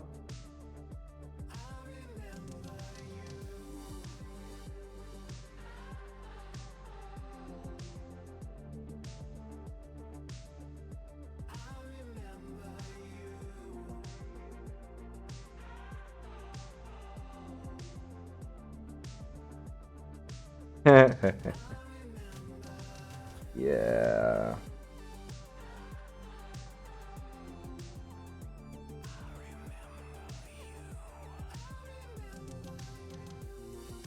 To be honest, I don't think we'll be seeing the Bretonnians make a return in the new edition. But we'll see. Like, I might be overly pessimistic as usual. Oh, okay. Oh, you meant the Hungry Troll, the team, the Bretonnian team. Oh, gotcha. Oh, god damn it. Took me a while to... Yeah, you did say that they are running for an extension of it. Second part of the Kickstarter. For those not aware, Hungry Troll is a miniatures manufacturer that has produced a Bretonnian Steam that is themed after Monty Python's The Holy Grail. Right. Gotcha. Yeah, you mentioned that, it just completely skipped my mind. And yeah, with me saying that it's the 50th anniversary of Monty Python, and in general, it is kind of thematic. When you think about it.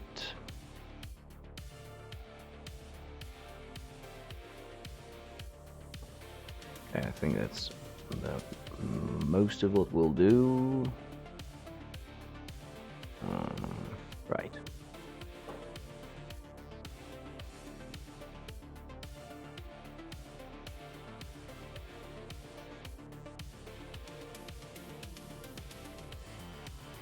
Highlighting wise for the metallics. Maybe a little bit of that skull needs more work. Probably using some sepia to stain some of the metallics and maybe give this skull a little bit of depth.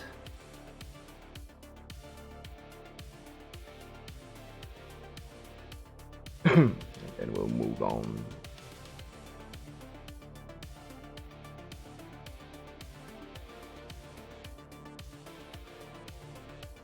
We use the opportunity to do the first coat of wash for the base as well. We'll see. There is still some stuff to do, but these are very much the finishing touches from this point on.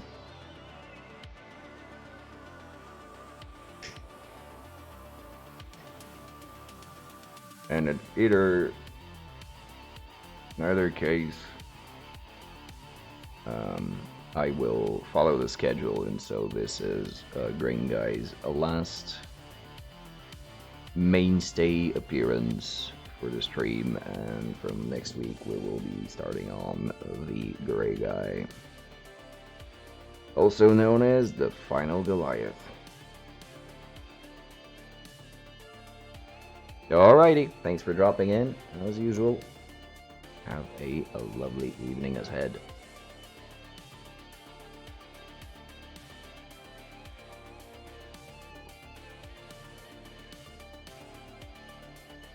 Yeah, I'm so close. I can feel it. You cannot even imagine how excited I am about starting to paint something different than Goliaths.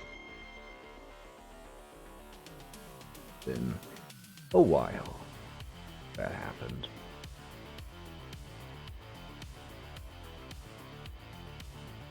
everything goes according to schedule, the 21st. Yeah, so in 2 weeks I should be done with the last Goliath, and then if I can make it, I can get them done by the 24th. I don't have anything else to do on the 24th. I might do a longer format stream, an extra stream on Saturday, and get on the base coating of the bricks.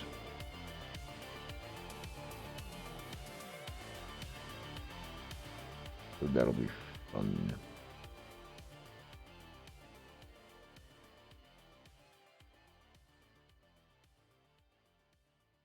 And since most of the bread models have a lot less doohickeys and ball and nubs and thingamajiggers, small details, they should go along quite a bit faster and should be a lot more pleasant. Painting wise, I'm definitely looking forward to it. On the other hand, might also be fun to have a small project in between the bigger projects, like get one miniature out and get it done. Like a star player again or something. 'Cause I have, like, I could get the chainsaw guy done, helmet, or the one from J Models, the werewolf. Well, yeah, actually, the Willem Cheney.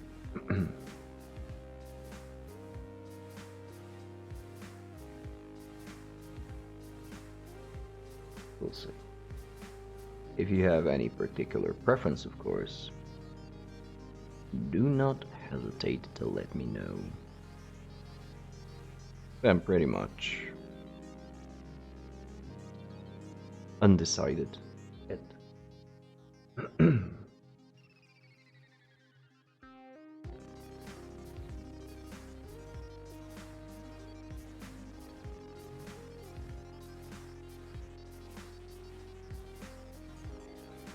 What is a single model do in about a week?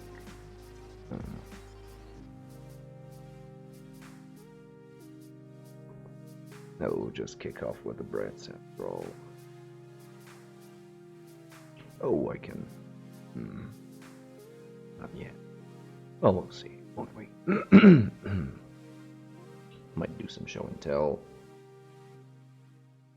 Go off, because I've been seeing some YouTube videos and streams showing off their piles of shame.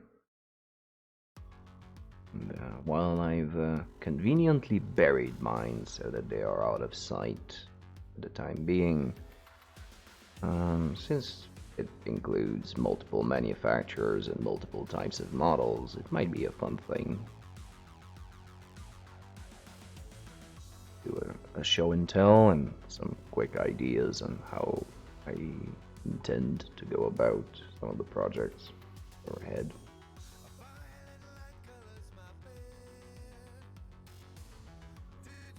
But first of all, get this one done.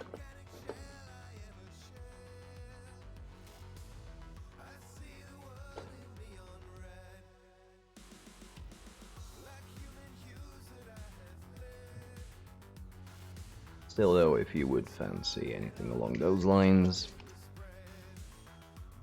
always let me know, either during the stream or in Instagram or in Facebook, or comment on a YouTube video, or in the Discord. Actually, I haven't plugged the Discord today or my socials. Oh my god, zero self plugging today.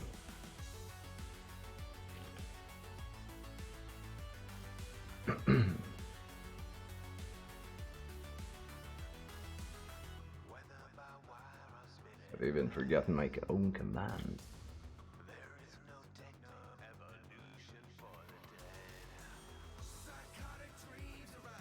Alright, so that will be the Discord.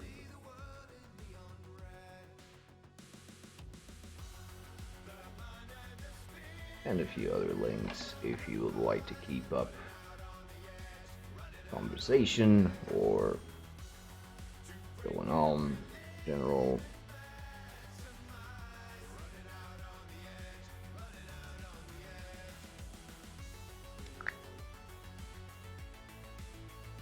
Either way, just going to leave those there. Oh.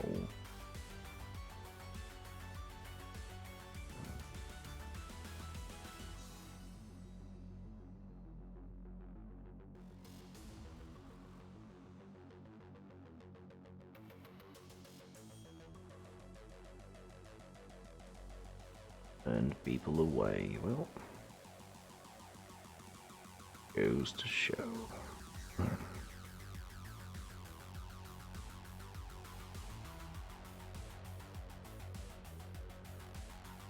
I would still do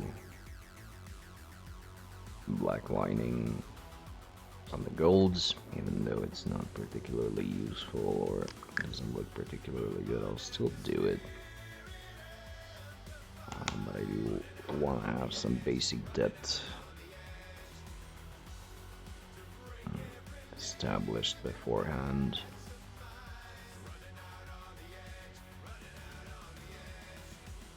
Even there at the very least.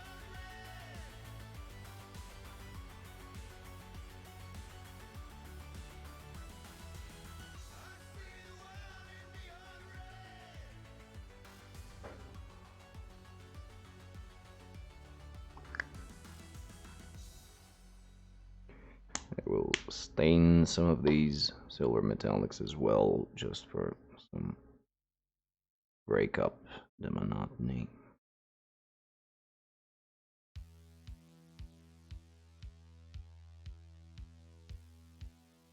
The idea being that surrounding this, something like exhaust, there would be a little bit of color, thermal discoloration or whatever. But it's mostly just, let's bring some variety.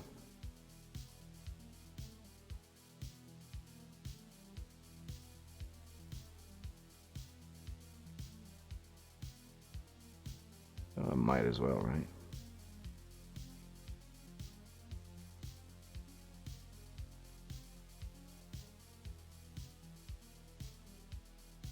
Okay. And since we're washing anyway,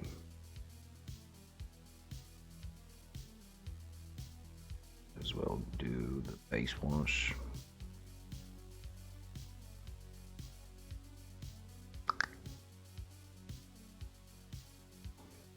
Just for this particular group of dudes.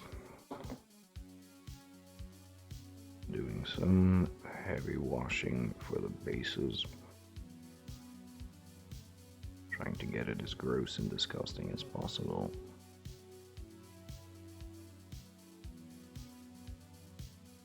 Oily, sludgy mess.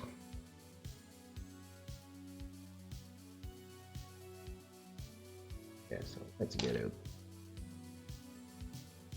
Brush.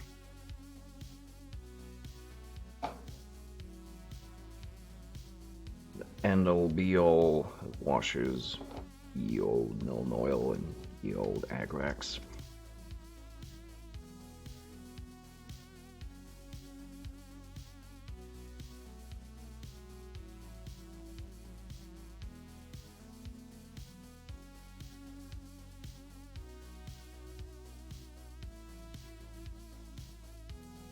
I don't know if get to the lining phase.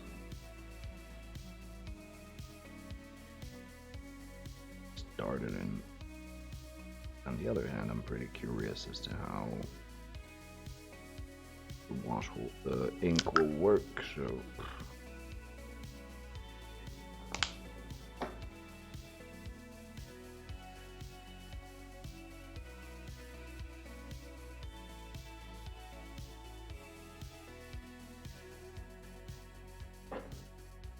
and I want to drown that shit.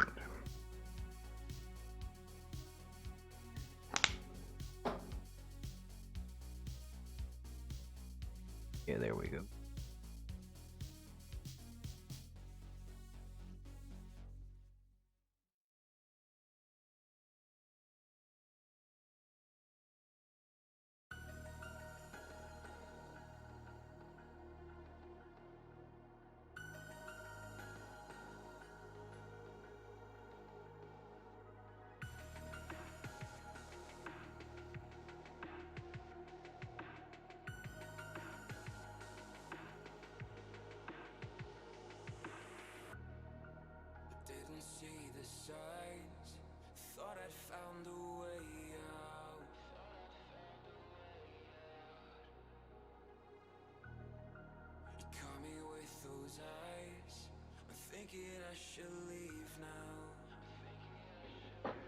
So Twitch will be launching its own copyright-free music extension or app or whatever. Don't know if anyone heard of this. If you are considering to use it for your streams.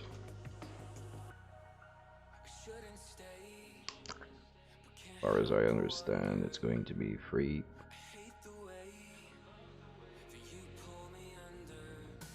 No idea what it'll do in terms of music variety, like what kind of genres it'll encompass.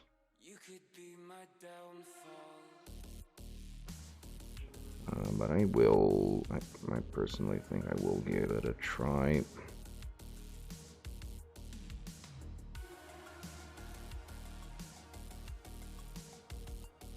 Or at least keep it as an active alternative to fall back on every now and again.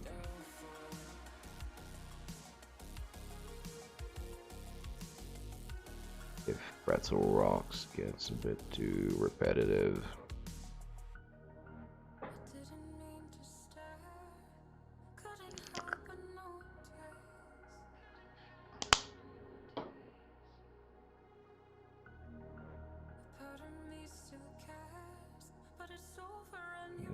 Some info I think you might appreciate if you're running your own streams.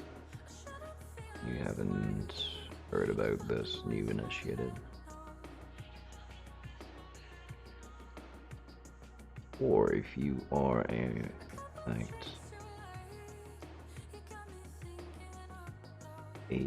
author of music,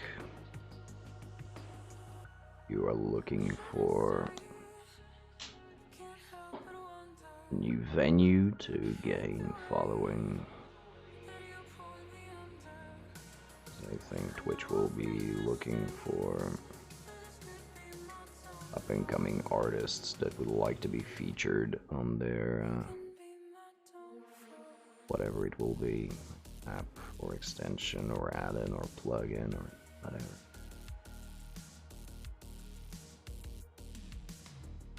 Alright, well that's done, and it'll take another coat later.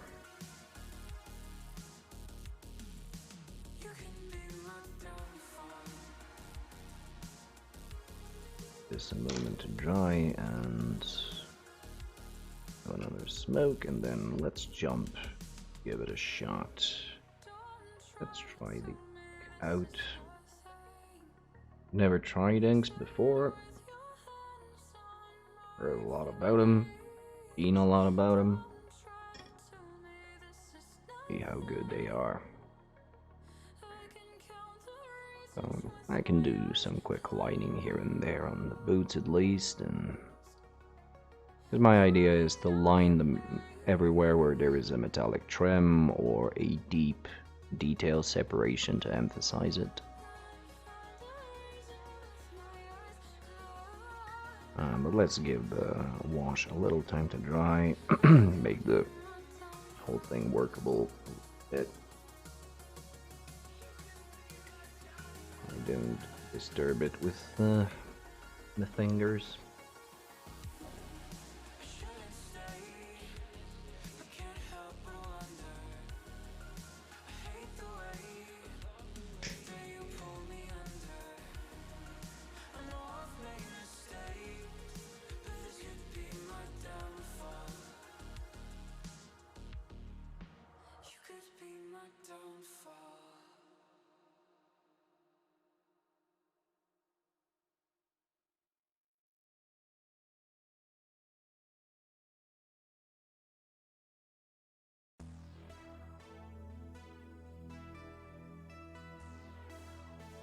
So I'll have to think of a new theme for the music for the Brett's team.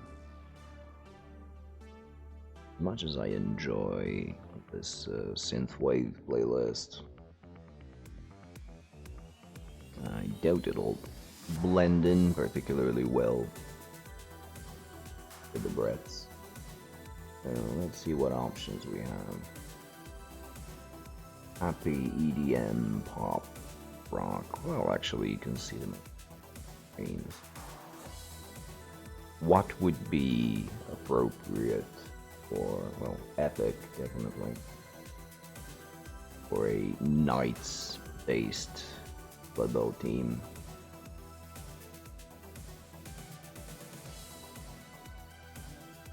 Thinking either epic or rock. Never tried epic. I have no idea what this has in it.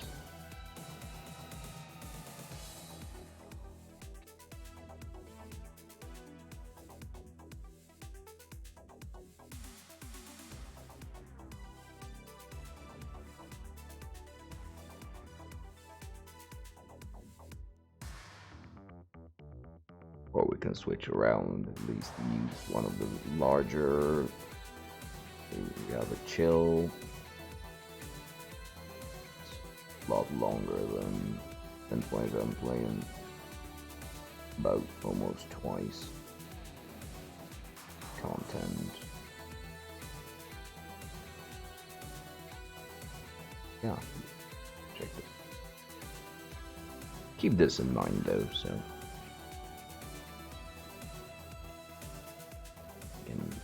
Switch things around.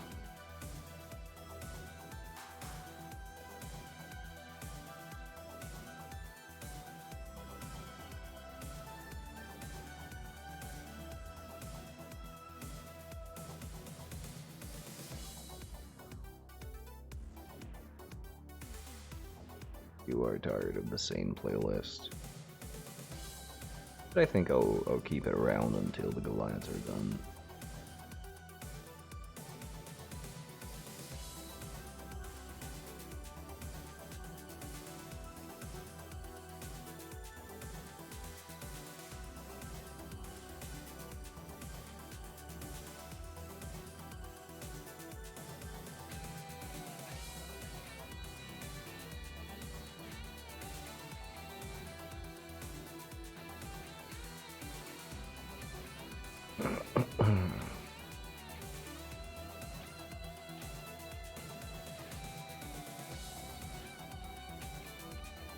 Alright.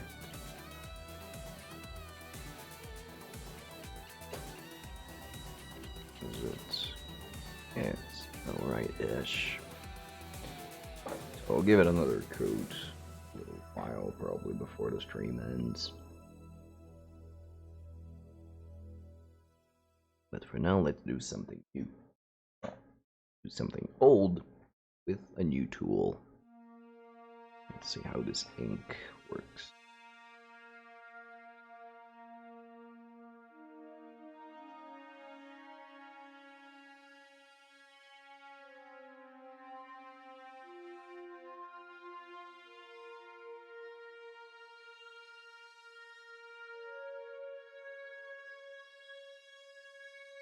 enough. Oh.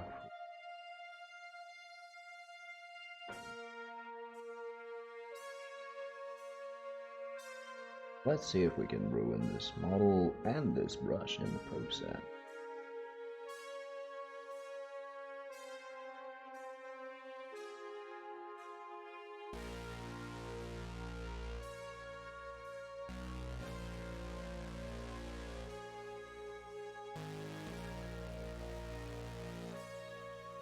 Yep. Ruination. Oh well.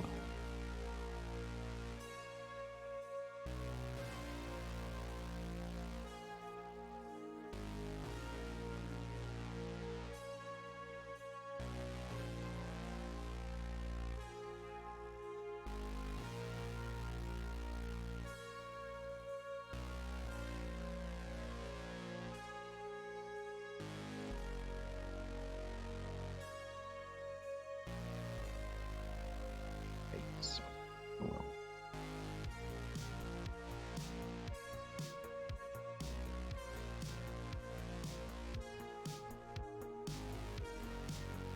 Yeah, just wiping off a little bit more of it would keep.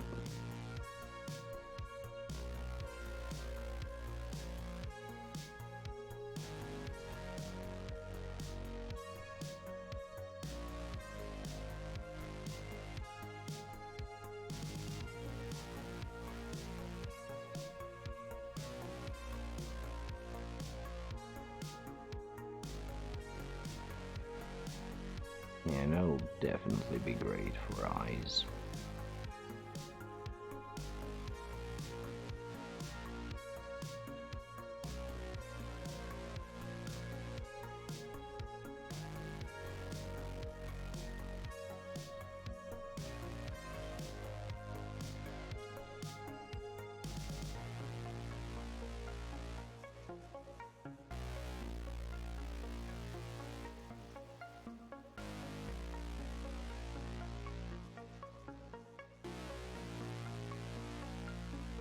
Wash off the brush, it does.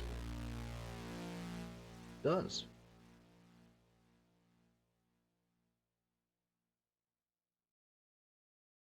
Apart from lines.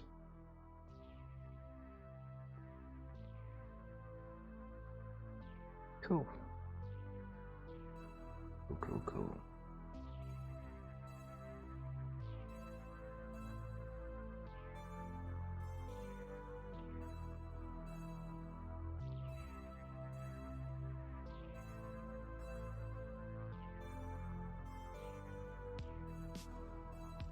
Oh yeah, this is a game.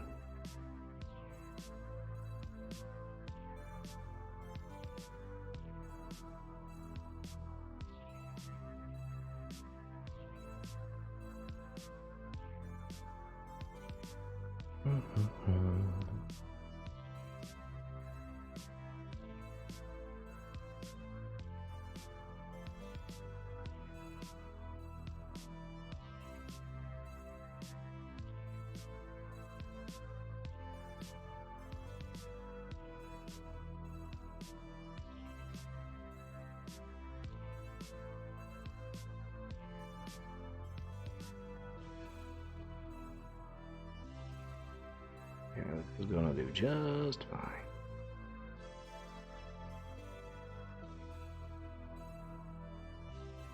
I think it has a little bit of gloss to it.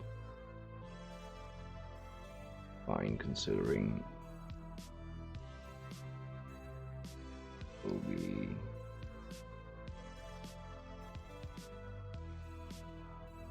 varnishing it.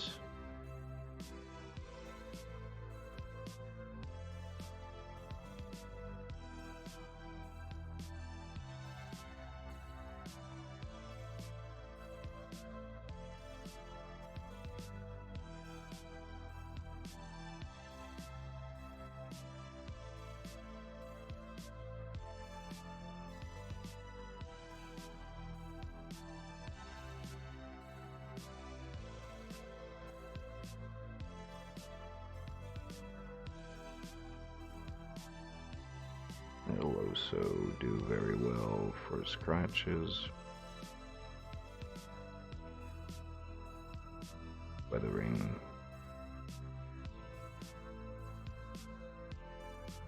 and all that shit.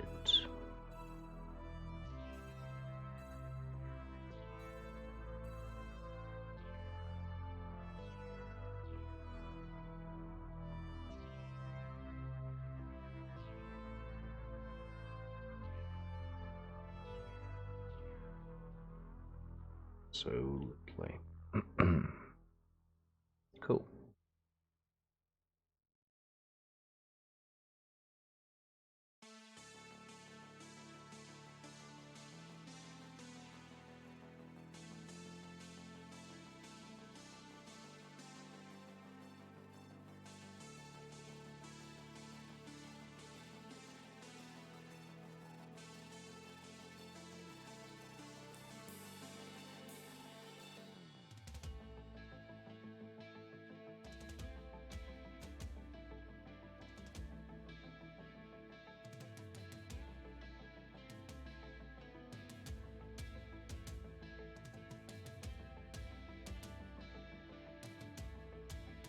Like I mentioned, this is one of the few things that I actually have easy access to. Found a nearby art craft shop. Here is the brand. Type. Paint.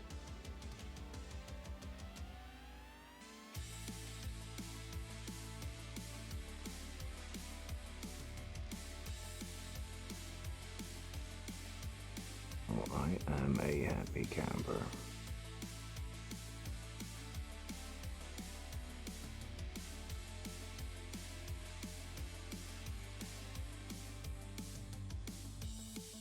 Actually, it will take a little bit of getting used to, but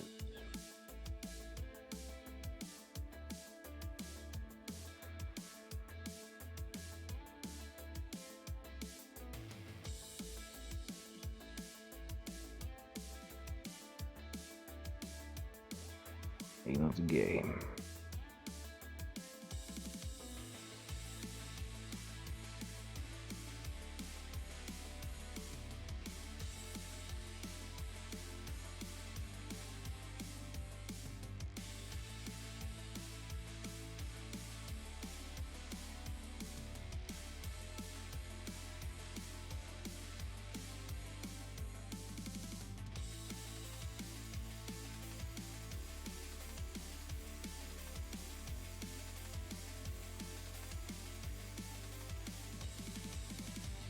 And I will definitely use this for eyes.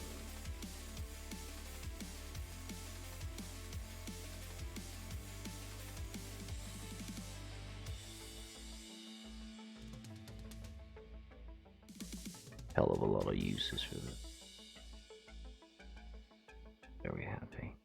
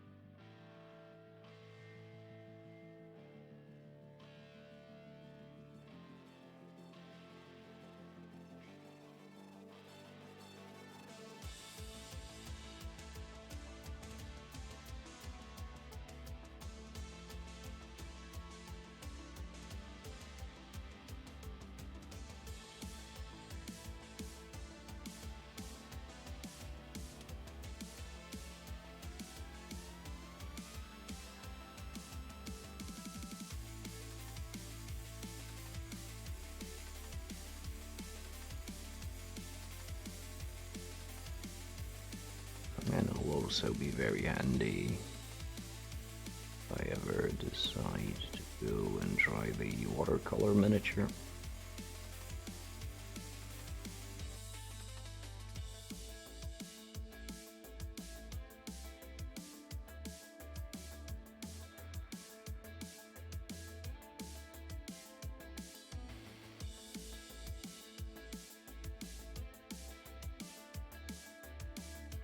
And it will also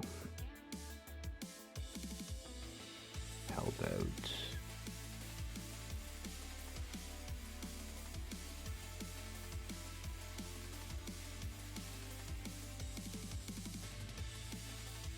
more textured approach that I'm trying out.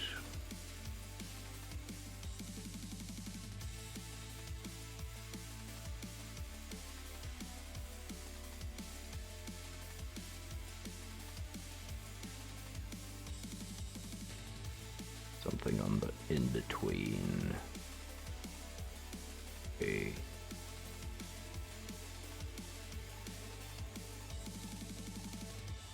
Standard paint style and look, cell shaded style. That is just with single simple color. Has single-handedly opened up so many options. And this.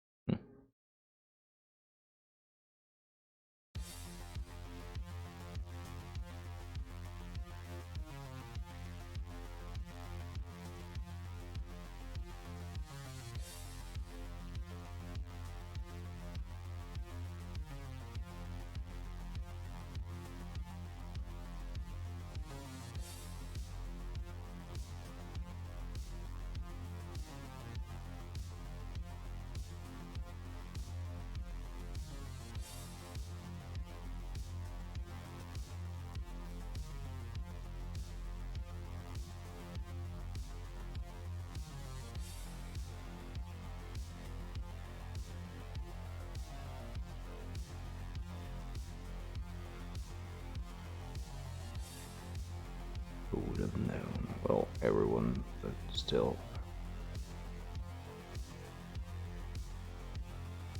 I am still a little bit surprised.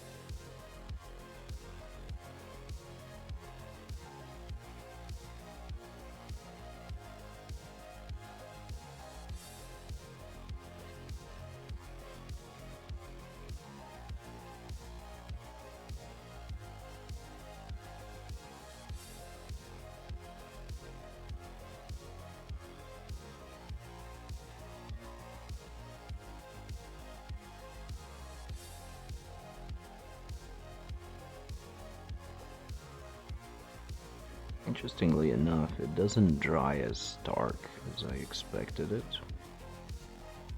It's a good thing because it does leave a margin for error.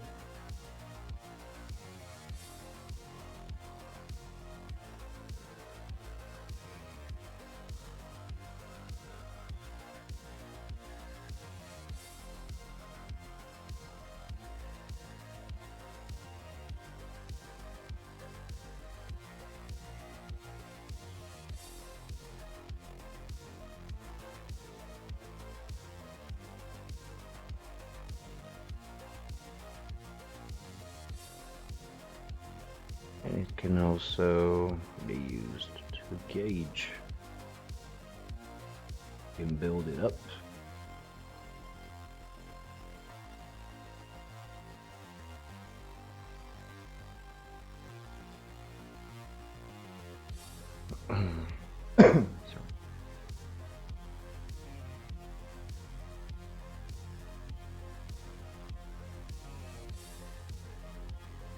go very thin through an airbrush.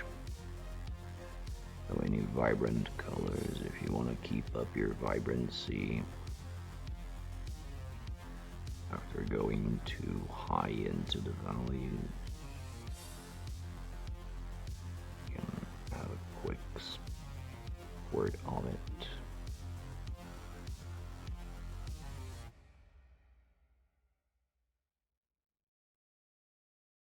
Definitely something I will look into. Banned for my own stuff.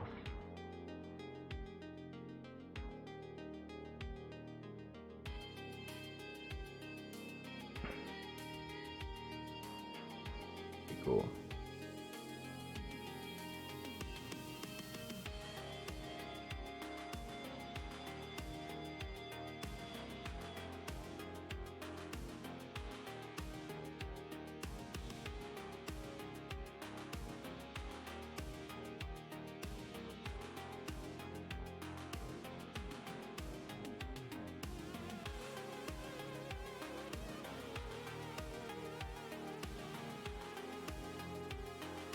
There is, of course, I'm always running the risk of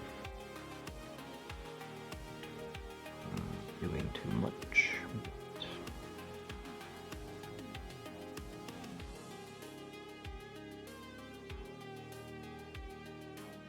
Whatever, it's a new toy. I'm gonna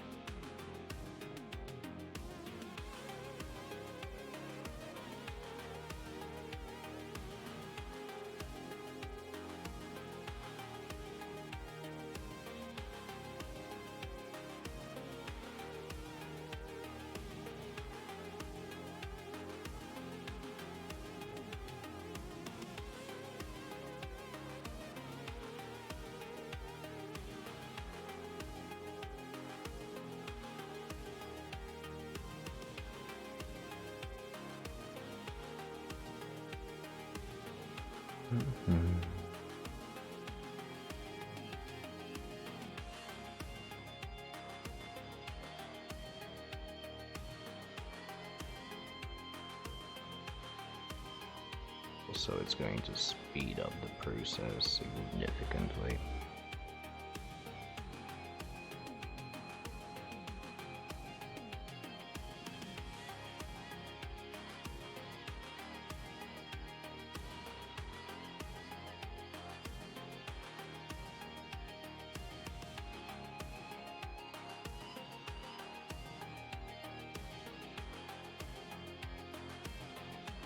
Definitely counting this as a win.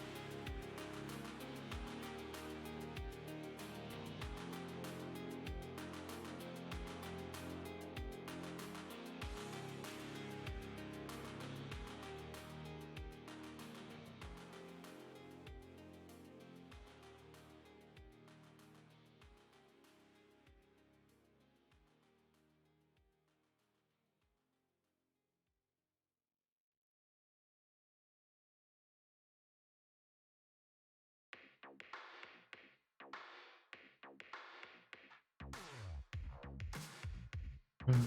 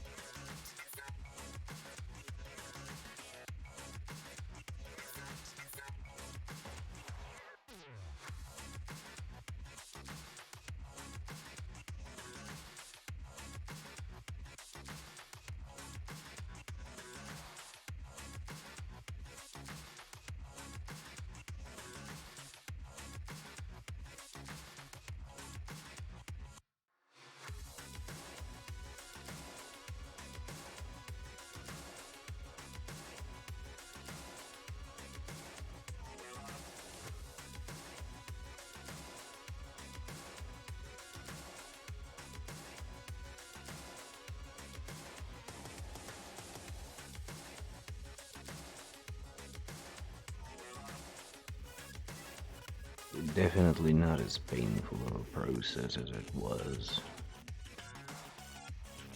using regular paints.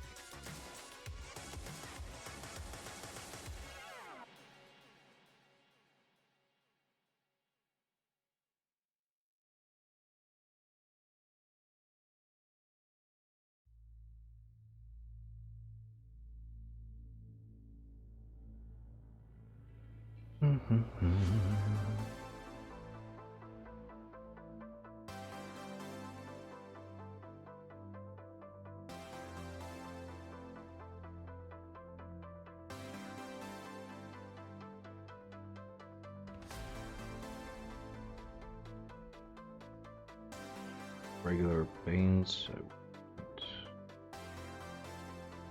harder time. I'm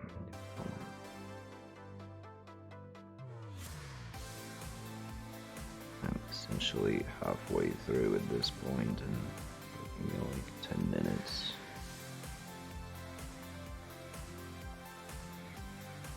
Hours.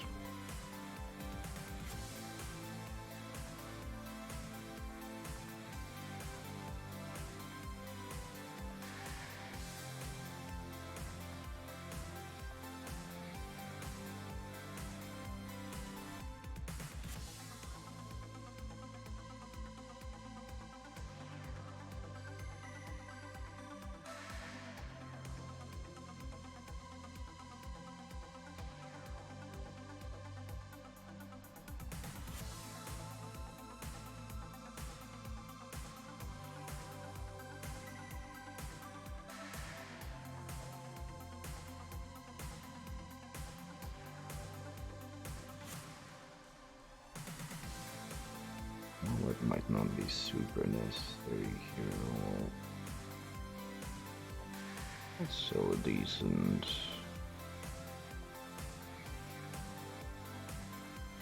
exercise.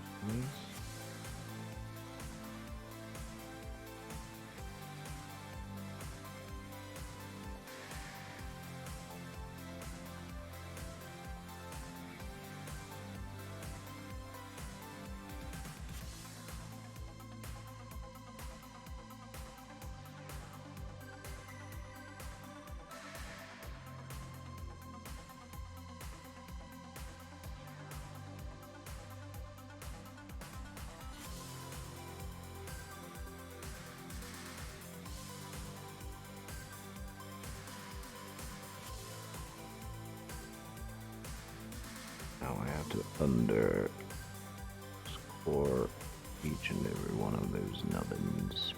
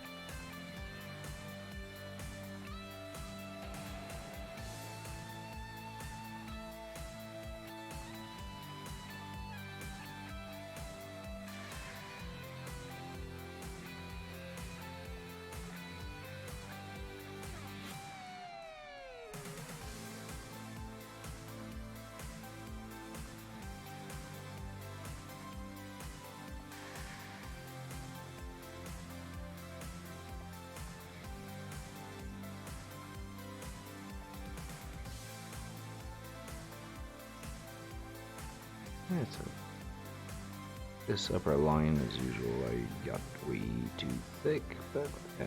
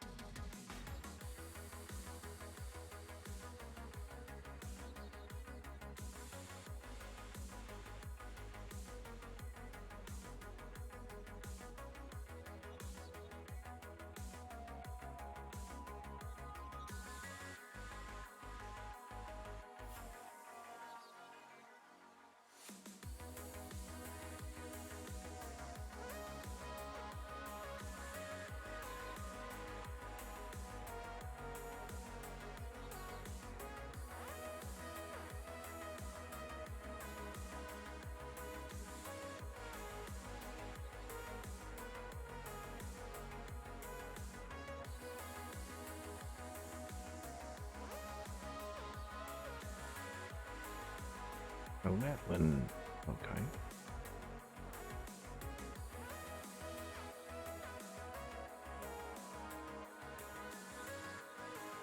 Let's do the other side.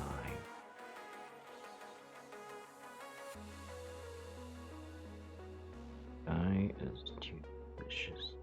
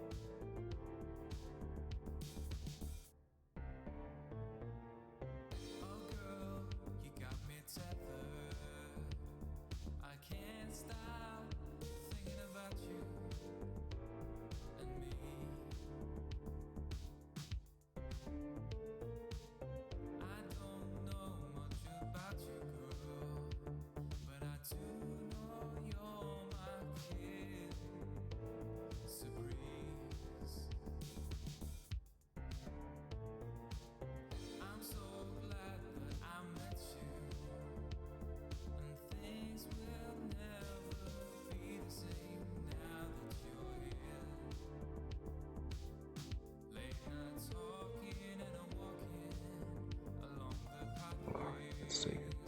Right.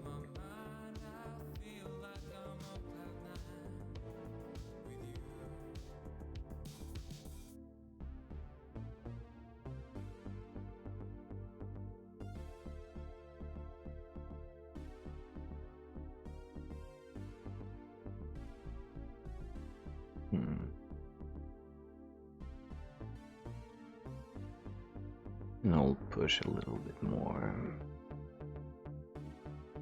Actually, try and get the lining done, and tomorrow I'll go back for the scratches. Under the highlighting of the scratches. And get it done.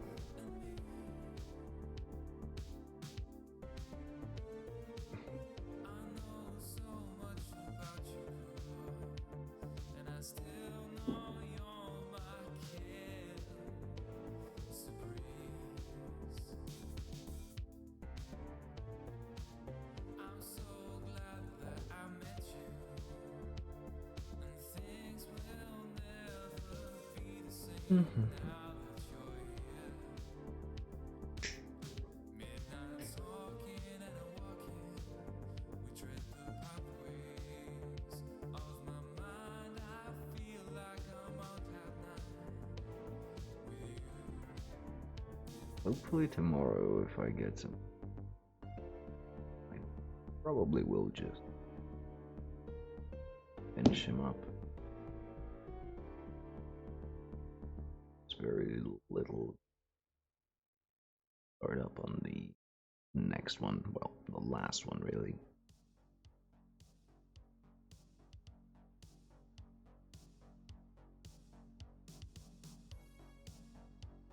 Keep the ball rolling.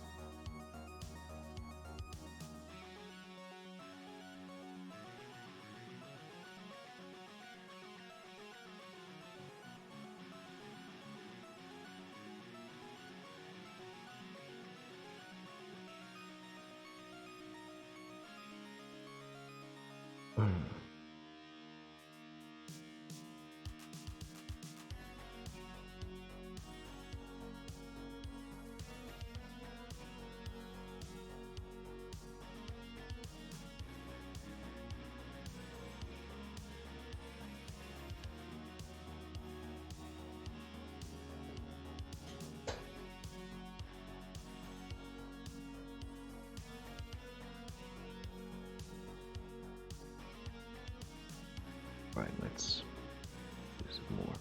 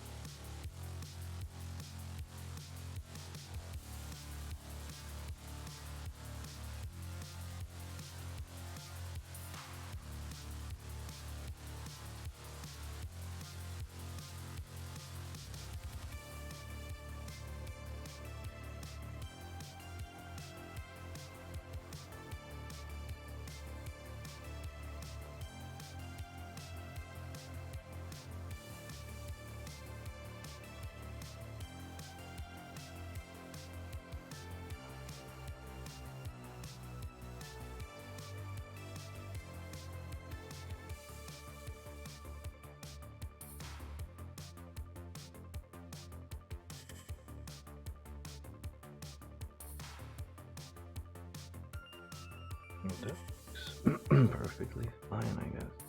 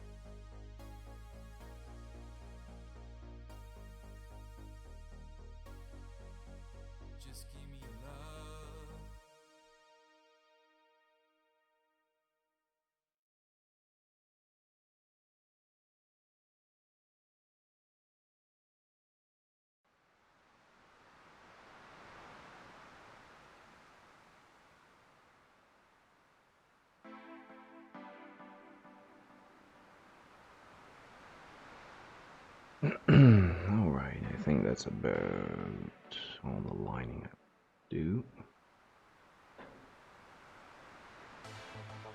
More all come.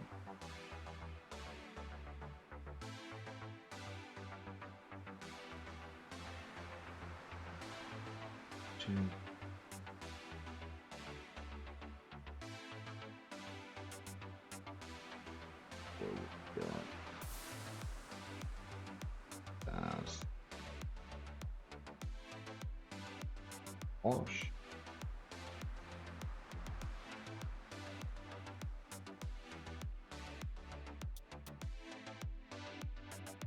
Which is filthy.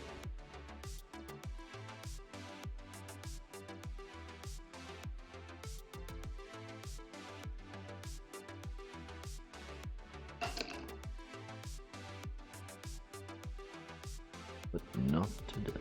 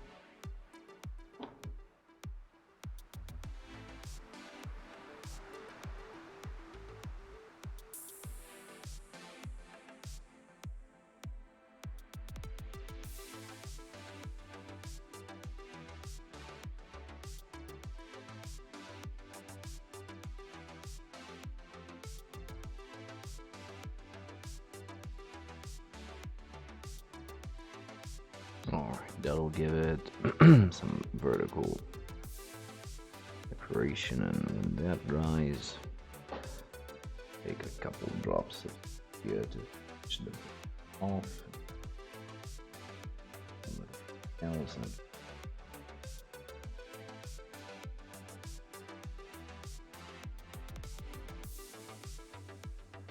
I can put up in my face. Yeah, very little left, which is great.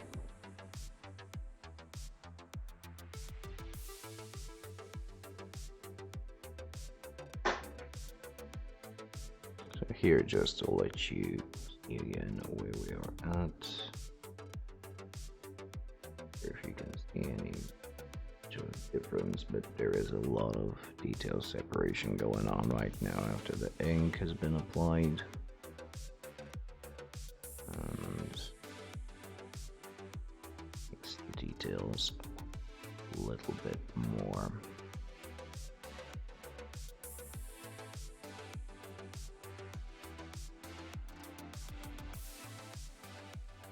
Alright, so that'll be it from me for tonight. Thanks to all, as usual, for dropping by, either lurking or chatting. It's always appreciated. I'll probably be back on stream on Monday, unless some work-related comes up. But anyway, until then, I've been Colio. Keep doing what you love and loving what you do. Have a lovely rest of your day, and see you soon. Bye bye.